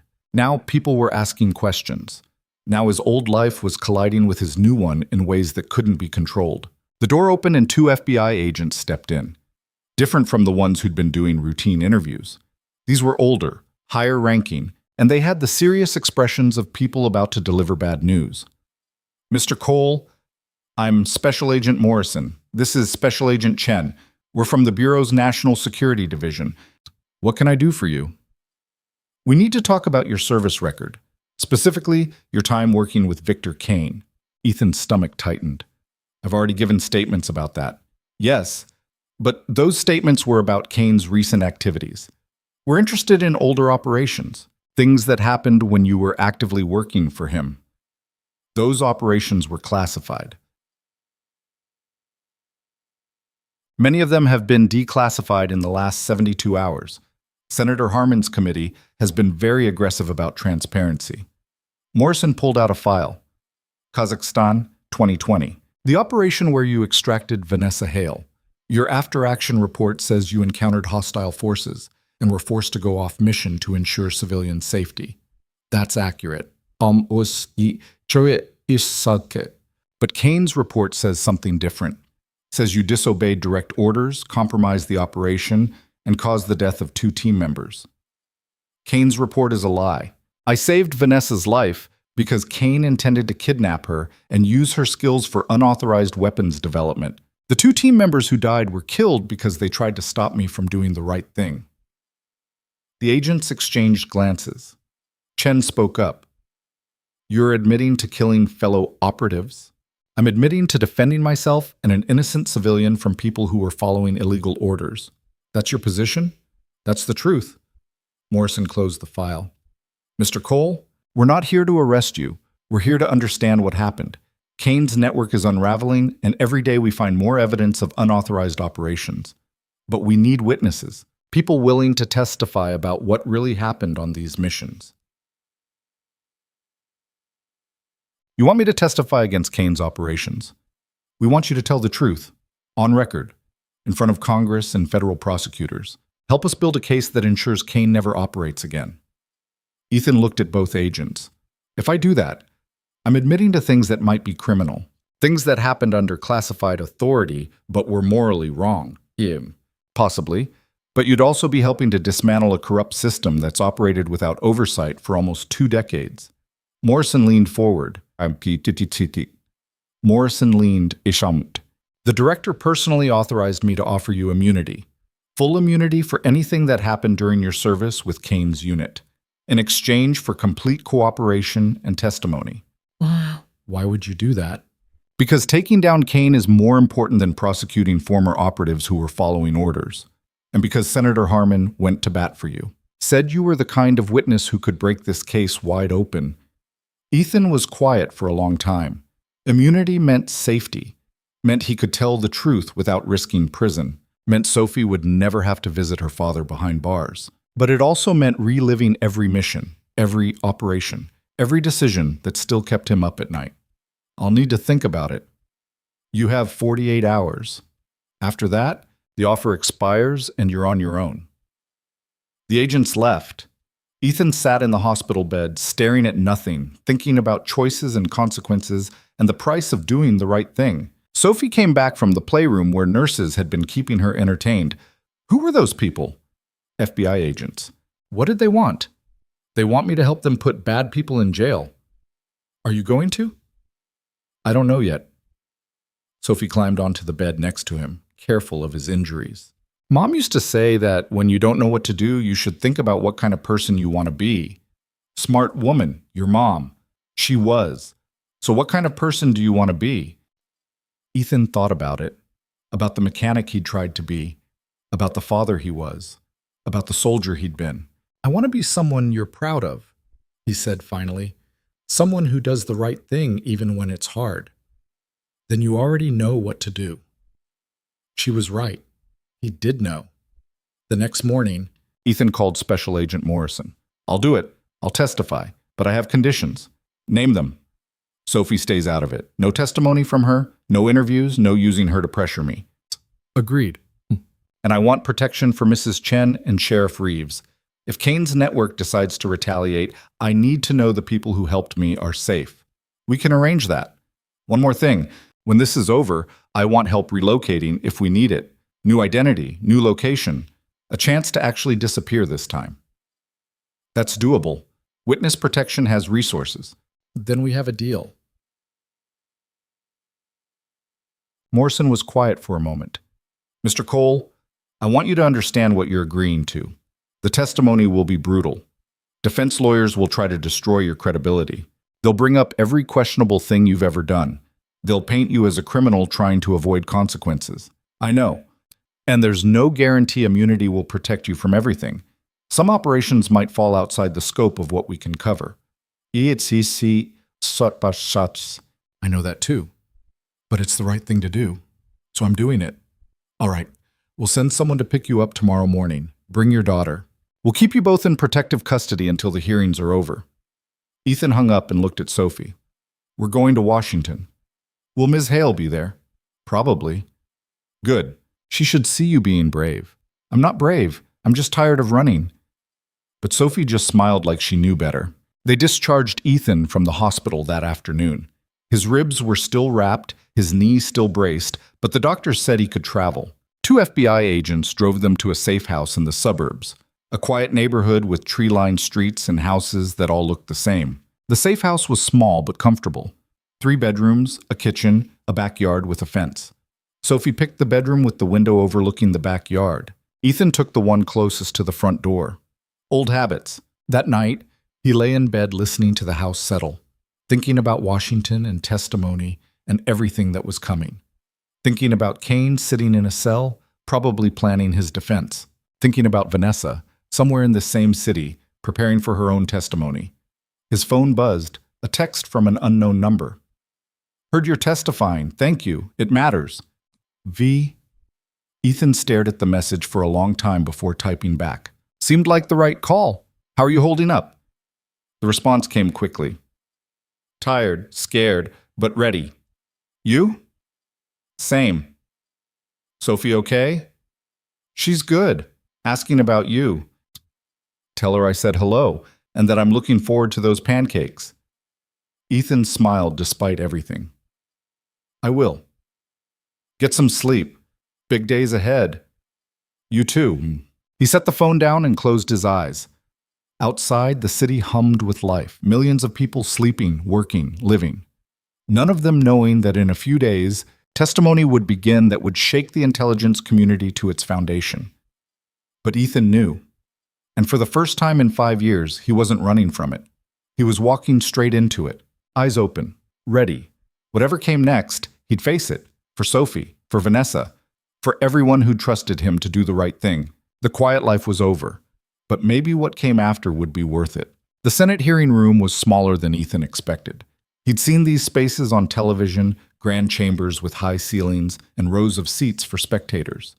But this was a closed session, just the Intelligence Committee, a handful of lawyers, and witnesses who would testify about things the public would never hear. Ethan sat in the witness chair, his hand still resting on the Bible they'd used for the oath.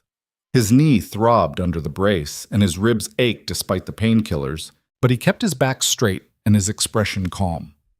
Sophie was in a secured room down the hall with 2 FBI agents who'd promised to keep her entertained with movies and snacks. She'd hugged him before he went in, whispered, "Be brave," in his ear, like she was the parent and he was the child. Senator Harmon sat at the center of the committee panel, flanked by 4 other senators whose names Ethan had already forgotten.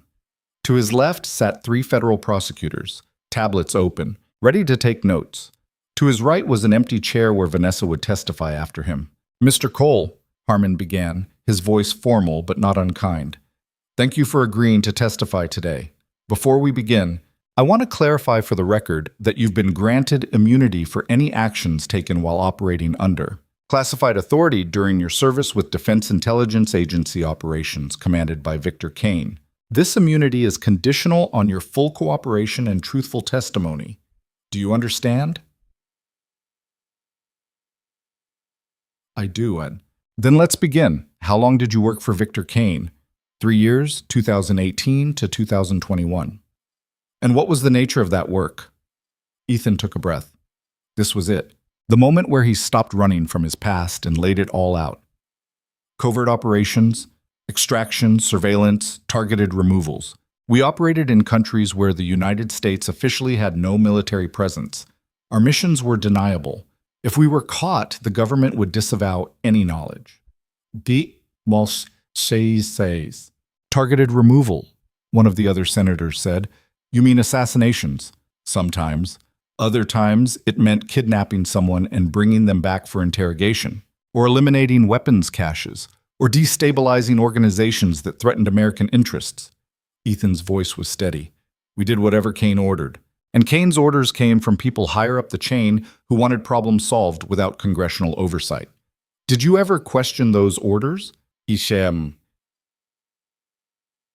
Not at first. I was a soldier. Soldiers follow orders. And Kane was good at making everything seem necessary.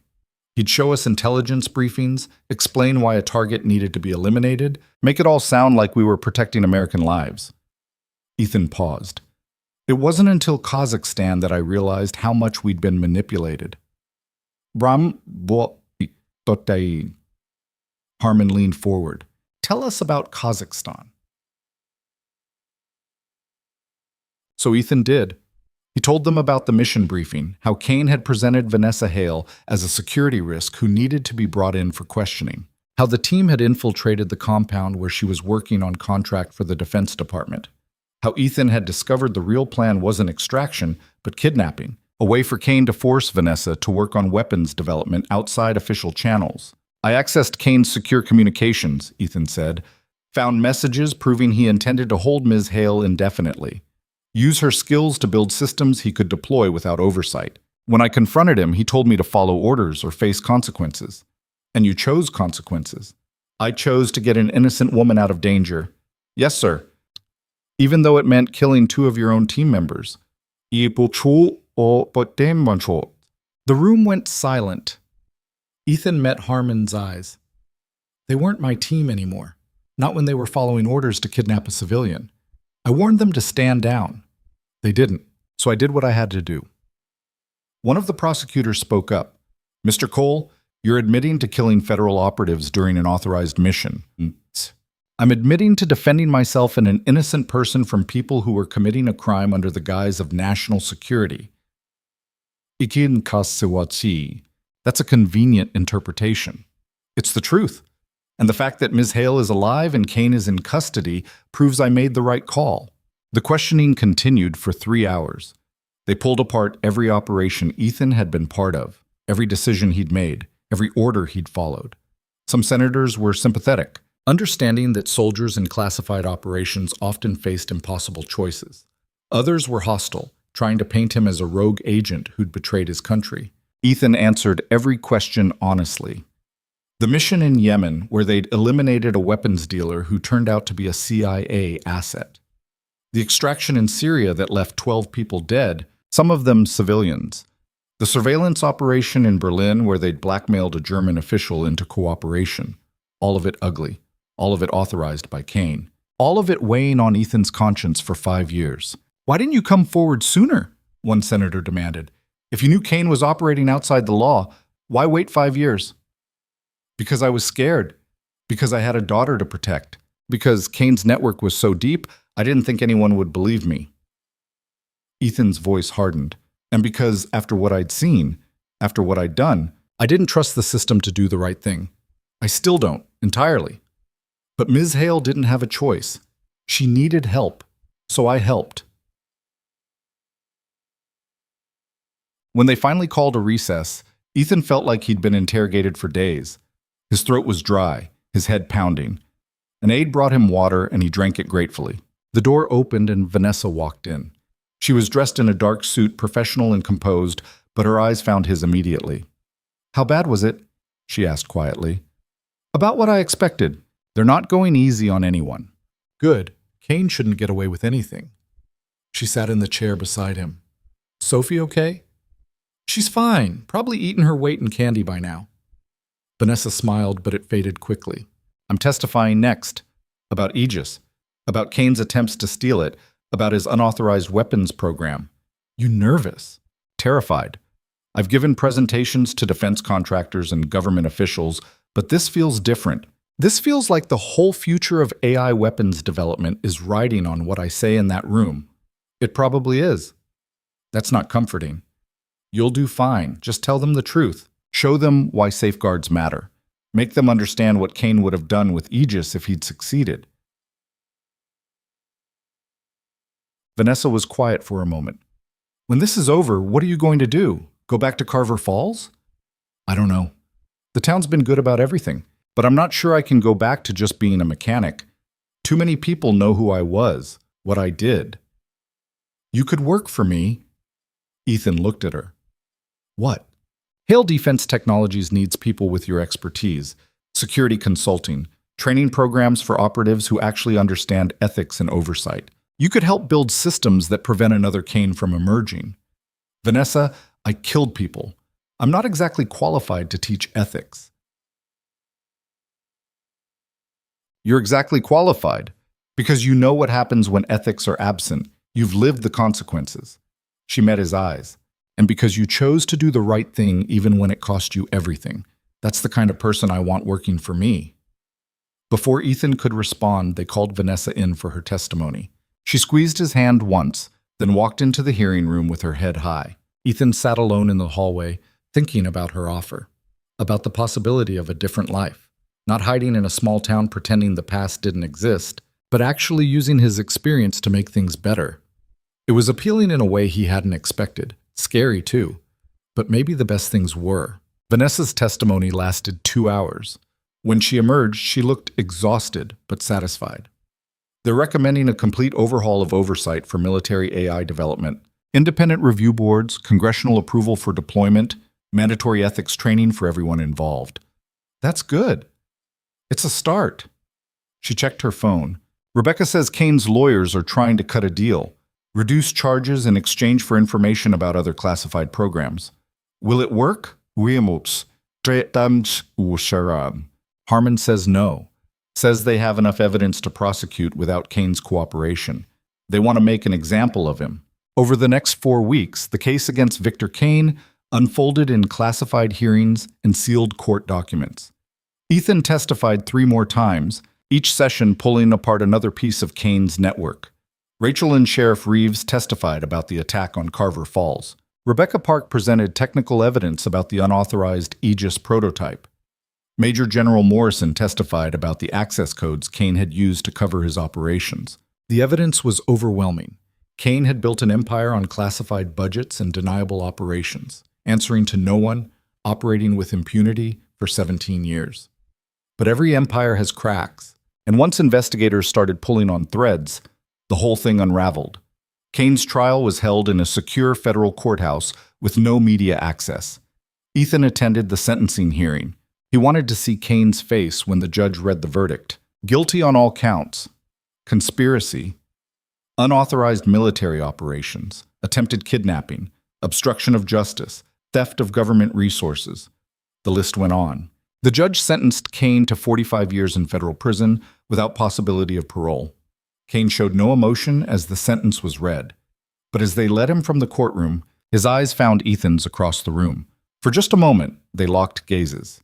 Kane's expression said what his words couldn't. This isn't over.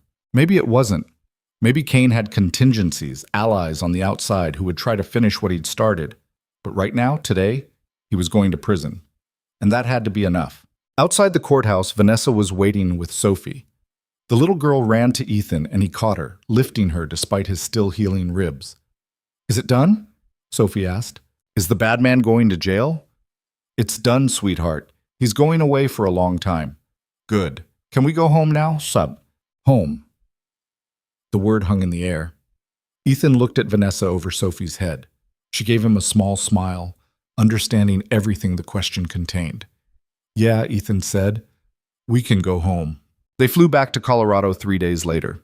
Carver Falls looked different than Ethan remembered. The sheriff's station had been rebuilt. The new structure, modern and secure with better lighting and reinforced walls. His garage was still a construction site, but the frame was up, and locals were already asking when he'd reopen. Mrs. Chen hosted a welcome-back dinner that turned into half the town showing up with casseroles and questions and poorly disguised curiosity. People wanted to hear about Washington, about the hearings, about whether it was true that Ethan had saved a billionaire from government assassins. Ethan deflected most of it, focusing on thanking people for their support and promising the garage would be open again soon. Sophie soaked up the attention, telling anyone who would listen about the FBI safe house and the agents who'd taught her poker. Later that night, after everyone had gone home and Sophie was asleep, Ethan sat on the front porch of the small rental house they were staying in. The air was cold and clear, stars visible in a way they never were in cities. This was why he'd moved here. The quiet, the space, the chance to breathe without looking over his shoulder. A car pulled up and Vanessa stepped out. She'd stayed in Denver for business meetings but promised to visit before she flew back to New York. She walked up the porch steps and sat beside him. Nice town. It's home. Or it was. Could be again. Ethan looked at her. You really meant that job offer? I wouldn't have made it if I didn't. It's a big change. New York's not exactly Carver Falls. No, but Hale Defense has offices in Denver, and I'm thinking about relocating the company headquarters anyway. Too many bad memories in New York. She pulled her coat tighter against the cold. I could use someone in Colorado who understands both security and ethics, someone who's seen what happens when oversight fails. What about Sophie? Good schools in Denver, parks, normal life. She could visit here on weekends if she wanted. Vanessa turned to face him. Ethan, I'm not asking you to give up everything again. I'm asking you to consider building something new, something better than just hiding from the past. I don't know if I'm qualified for that. You're more qualified than you think. You made hard choices. You lived with consequences. You know the cost of doing the right thing. She paused. That's rare. Most people in this business only understand orders and results. They don't understand the human price. Ethan thought about Kane's network, about all the operatives who'd followed orders without questioning, about the people who'd died because nobody stopped to ask if the mission was justified, about Vanessa, who'd built something dangerous and immediately tried to control it because she understood responsibility. If I do then, he said slowly, it can't be in the shadows. No classified operations, no deniable actions. Everything transparent and accountable. That's exactly what I'm building. Complete transparency in defense contracting. Ethics oversight on every project. No more programs that operate without congressional knowledge. A lot of people in the industry won't like that. I know. But after what happened with Kane, Congress is demanding it. And I'd rather build the new standard than fight it. She smiled. Besides, having someone like you on staff sends a message. We're serious about doing this right. They sat in silence for a while, watching the stars. Inside, through the window, Ethan could see Sophie's backpack on the couch, her homework scattered across the table, evidence of a life that was still innocent despite everything that had happened. I need to think about it, Ethan said finally. Talk to Sophie. Make sure this is what's right for her. Take all the time you need. The offer stands. Vanessa left an hour later, promising to stay in touch. Ethan watched her drive away, then went inside and checked on Sophie. She was sprawled across her bed, one arm hanging off the edge, sleeping hard the way only children could. He sat in the chair by her bed, watching her breathe, thinking about choices and futures and the difference between running away and moving forward. For 5 years he'd been running, building a quiet life, yes, but always looking over his shoulder, always waiting for the past to catch up. Maybe it was time to stop running. Time to actually deal with what he'd been instead of hiding from it. The next morning at breakfast, Sophie was unusually quiet. She pushed cereal around her bowl without eating, her expression thoughtful. What's on your mind, kiddo? Ethan asked. Are we staying here, in Carver Falls? Would you want to? Sophie considered it. I like it here, but it feels different now. Like everyone knows stuff about us that they didn't before. Yeah, I know what you mean. Ms. Hale's job offer. Are you going to take it? Ethan blinked. How do you know about that? Sus. I heard you talking last night. You left the window open. Sophie finally looked up. Would we move to Denver? Maybe, if I took the job. Nothing's decided yet. Would I have to change schools? You'd go to a new school, yeah. But we could visit here on weekends. Keep in touch with your friends. Sophie was quiet again, processing. Would Ms. Hale be around? If we moved? Probably. She'd be my boss. I like her. She's nice, and she makes you smile. I smile. Not like that. Not like how you smile when she's here. Sophie took a bite of cereal. Mom used to make you smile like that, before she got sick. The observation hit Ethan harder than he expected. He'd been so focused on keeping Sophie safe, on building a stable life, that he'd stopped thinking about anything beyond survival. But Sophie was right. Vanessa made him feel something he hadn't felt in years. Hope, maybe. Or possibility. If we moved, Sophie said carefully, would you be happy? Really happy? Not just okay, safe, quiet, happy, but actually happy? I don't know. Maybe. Then we should do it. Because you've been okay, safe, quiet for a long time. And that's good. But it's not the same as happy. Ethan reached across the table and took her hand. When did you get so smart? I've always been smart. You just don't notice because you're busy being protective. Fair point. They spent the rest of the day walking around Carver Falls, visiting the garage construction site, stopping by the rebuilt sheriff's station, eating lunch at the diner where everyone wanted to hear more stories. It felt like saying goodbye, even though nothing was decided yet. That evening, Ethan called Vanessa. I'll take the job, but I have conditions. Name them. Sophie comes first, always. If there's travel, I need advance notice. If there's danger, I walk away. She doesn't grow up wondering if her dad's coming home. Agreed. And I need to know this is real. Not just guilt over what happened or some corporate image thing. I need to know you actually want to build something better. Ethan, I've spent 5 years building Aegis with safeguards most people said were unnecessary. I've turned down contracts because the buyers wanted unrestricted access. I've testified against the entire defense industry's standard practices. Her voice was firm. This isn't guilt. This is who I am. And I want people around me who share that vision. Okay then, when do I start?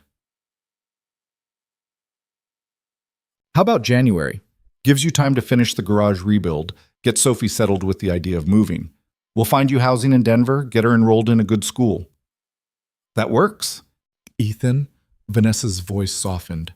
Thank you for trusting me, for giving this a chance.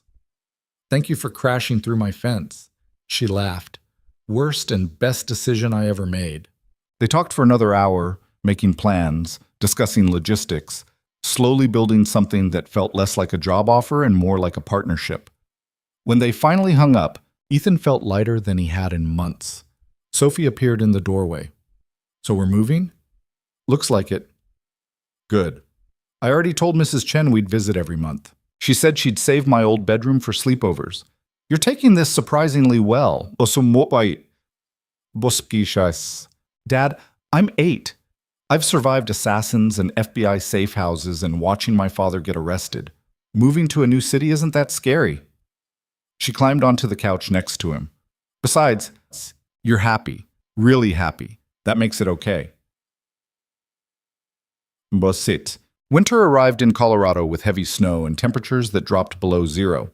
The garage reopened in December, just in time for people to need help with dead batteries and frozen engines. Ethan worked long hours finishing projects, training the 2 mechanics he'd hired to take over when he moved to Denver. Vanessa visited twice, staying at the small bed and breakfast in town, joining Ethan and Sophie for dinners that felt surprisingly natural. Sophie had decided Vanessa was basically family and treated her accordingly, which meant blunt questions about whether she was dating anyone and why she worked so much.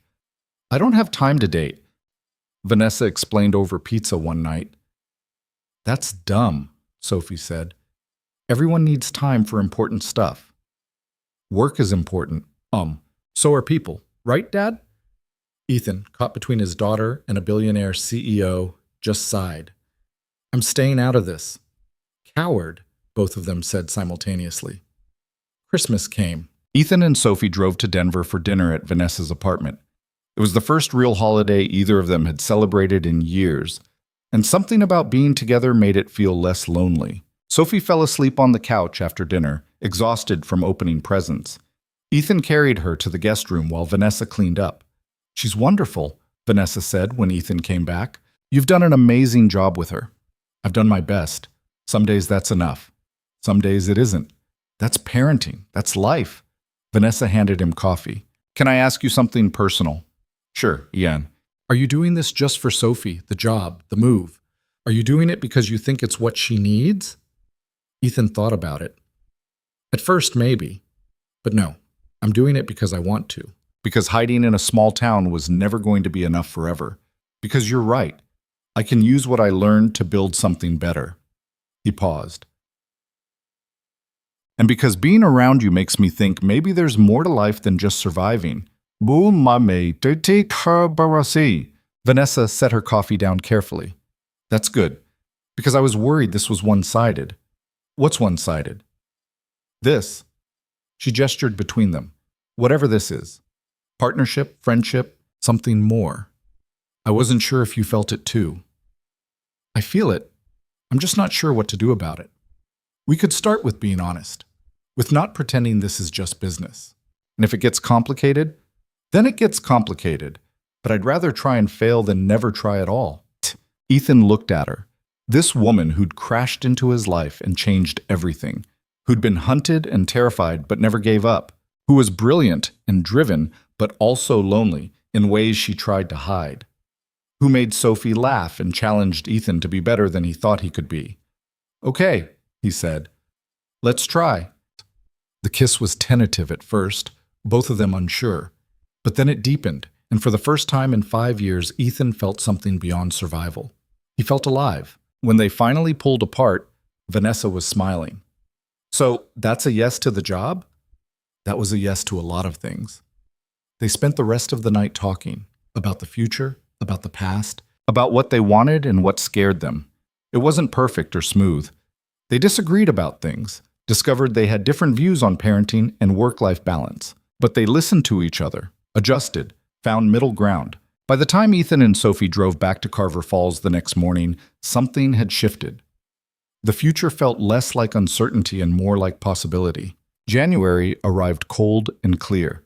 Ethan closed the garage for the final time, handed the keys to his 2 mechanics, and loaded everything he and Sophie owned into a moving truck. The whole town came out to say goodbye. Mrs. Chen cried. Sheriff Reeves shook his hand and made him promise to visit. Rachel hugged him tight and whispered, "Be happy," in his ear. The drive to Denver took 3 hours. Sophie slept most of the way, exhausted from goodbyes. Ethan drove in silence, watching the landscape change from small-town rural to city sprawl. Part of him mourned what he was leaving behind, but most of him was ready. Their new house was in a quiet neighborhood with good schools and parks nearby. Vanessa had helped find it, making sure it had space for Sophie's art supplies and a garage where Ethan could work on projects. It felt like home almost immediately. The first day at Hale Defense Technologies was overwhelming. State-of-the-art facility, brilliant people, projects that made Ethan's garage work look like kindergarten crafts. But Vanessa was there, introducing him to everyone, making sure he understood the culture she was building. "We're not perfect," she told the staff at a meeting. "We're going to make mistakes, but we're going to make them honestly, with oversight and accountability. And we're going to learn from them.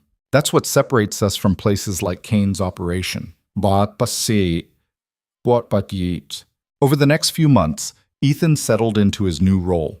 He trained security teams on ethical decision-making, reviewed contracts for red flags, consulted on operations that needed someone who understood both tactics and consequences.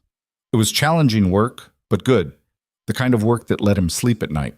Sophie thrived in her new school, making friends quickly and joining the art club. She missed Carver Falls sometimes, but the visits every few weeks helped, and having Vanessa around helped too. The Billionaire CEO, who'd been too busy for relationships, somehow made time for family dinners and Sophie's art shows and lazy Sunday mornings. Spring brought warm weather and the kind of optimism that only comes after surviving something terrible. Ethan and Vanessa weren't rushing anything. They were building something slowly, carefully, learning each other's patterns and histories. Sophie approved, which helped. Mrs. Chen approved too, though she made pointed comments about weddings during their monthly visits. One evening in May, Ethan found himself on the back deck of his Denver house, watching Sophie play in the yard with the neighbor's dog. Vanessa sat beside him, her hand in his, both of them quiet. "You know what I've learned?" Ethan said eventually. "What?" "That running from your past doesn't work. You can hide for 5 years or 10 or 20, but eventually you have to face what you were, who you were, what you did. And then what? Then you decide if you're going to let it destroy you or use it to build something better." He looked at her. "I did terrible things for Kane, things that will always be part of my history, but they don't have to define my future." "Is that what we're doing? Building something better?" "Yeah, I think we are." Vanessa leaned her head on his shoulder. "I used to think success meant building the biggest company, making the most money, being the youngest billionaire. But that's not success. This is having people you care about, doing work that matters, coming home to a family that actually wants you there. Even if that family includes a mechanic with a violent past, especially then, because you understand cost in ways most people don't. You know what really matters." They sat in silence while Sophie laughed in the yard, chasing the dog in circles. The sound of pure joy, uncomplicated by fear or trauma. Just a kid being a kid. "I'm glad you crashed through my fence," Ethan said quietly. Vanessa smiled. "Me too. Best accident I ever had." Summer came. The investigation into Kane's network concluded with 17 more arrests and a complete overhaul of oversight for classified operations. Senator Harmon introduced legislation requiring independent ethics review for all military AI development. The defense industry fought it, but public opinion was against them. Kane's trial had exposed too much. Ethan testified one final time at a public hearing where reporters were allowed. He told his story without shame or apology.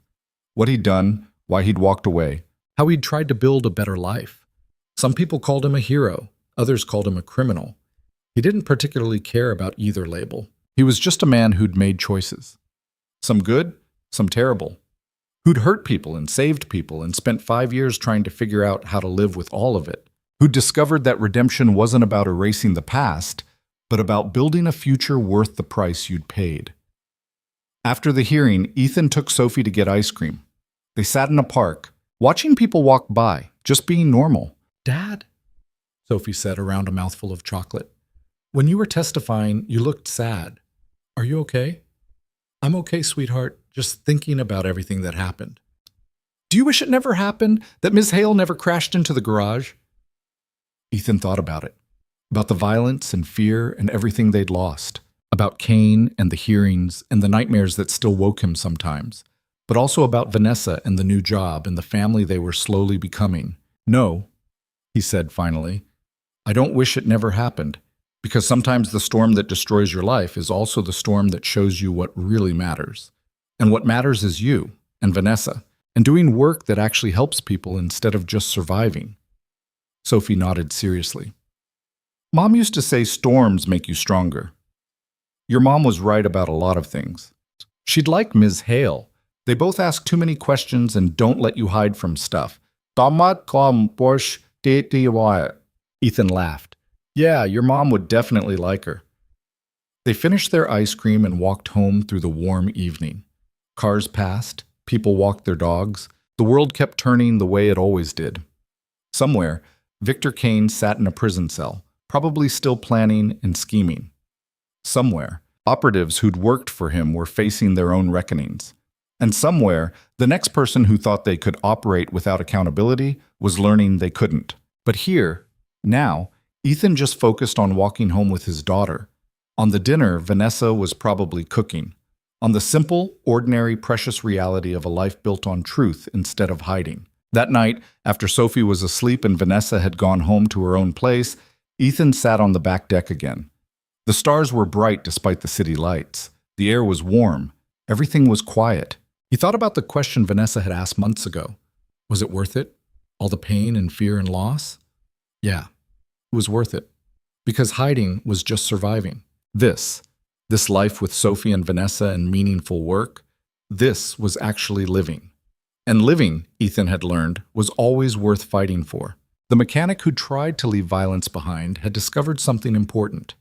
You can't escape your past, but you can choose what you build with it. You can let it destroy you, or you can use it as foundation for something better, something honest, something worth the price you paid. Ethan chose the second option, and for the first time in 5 years, he wasn't running anymore. He was home,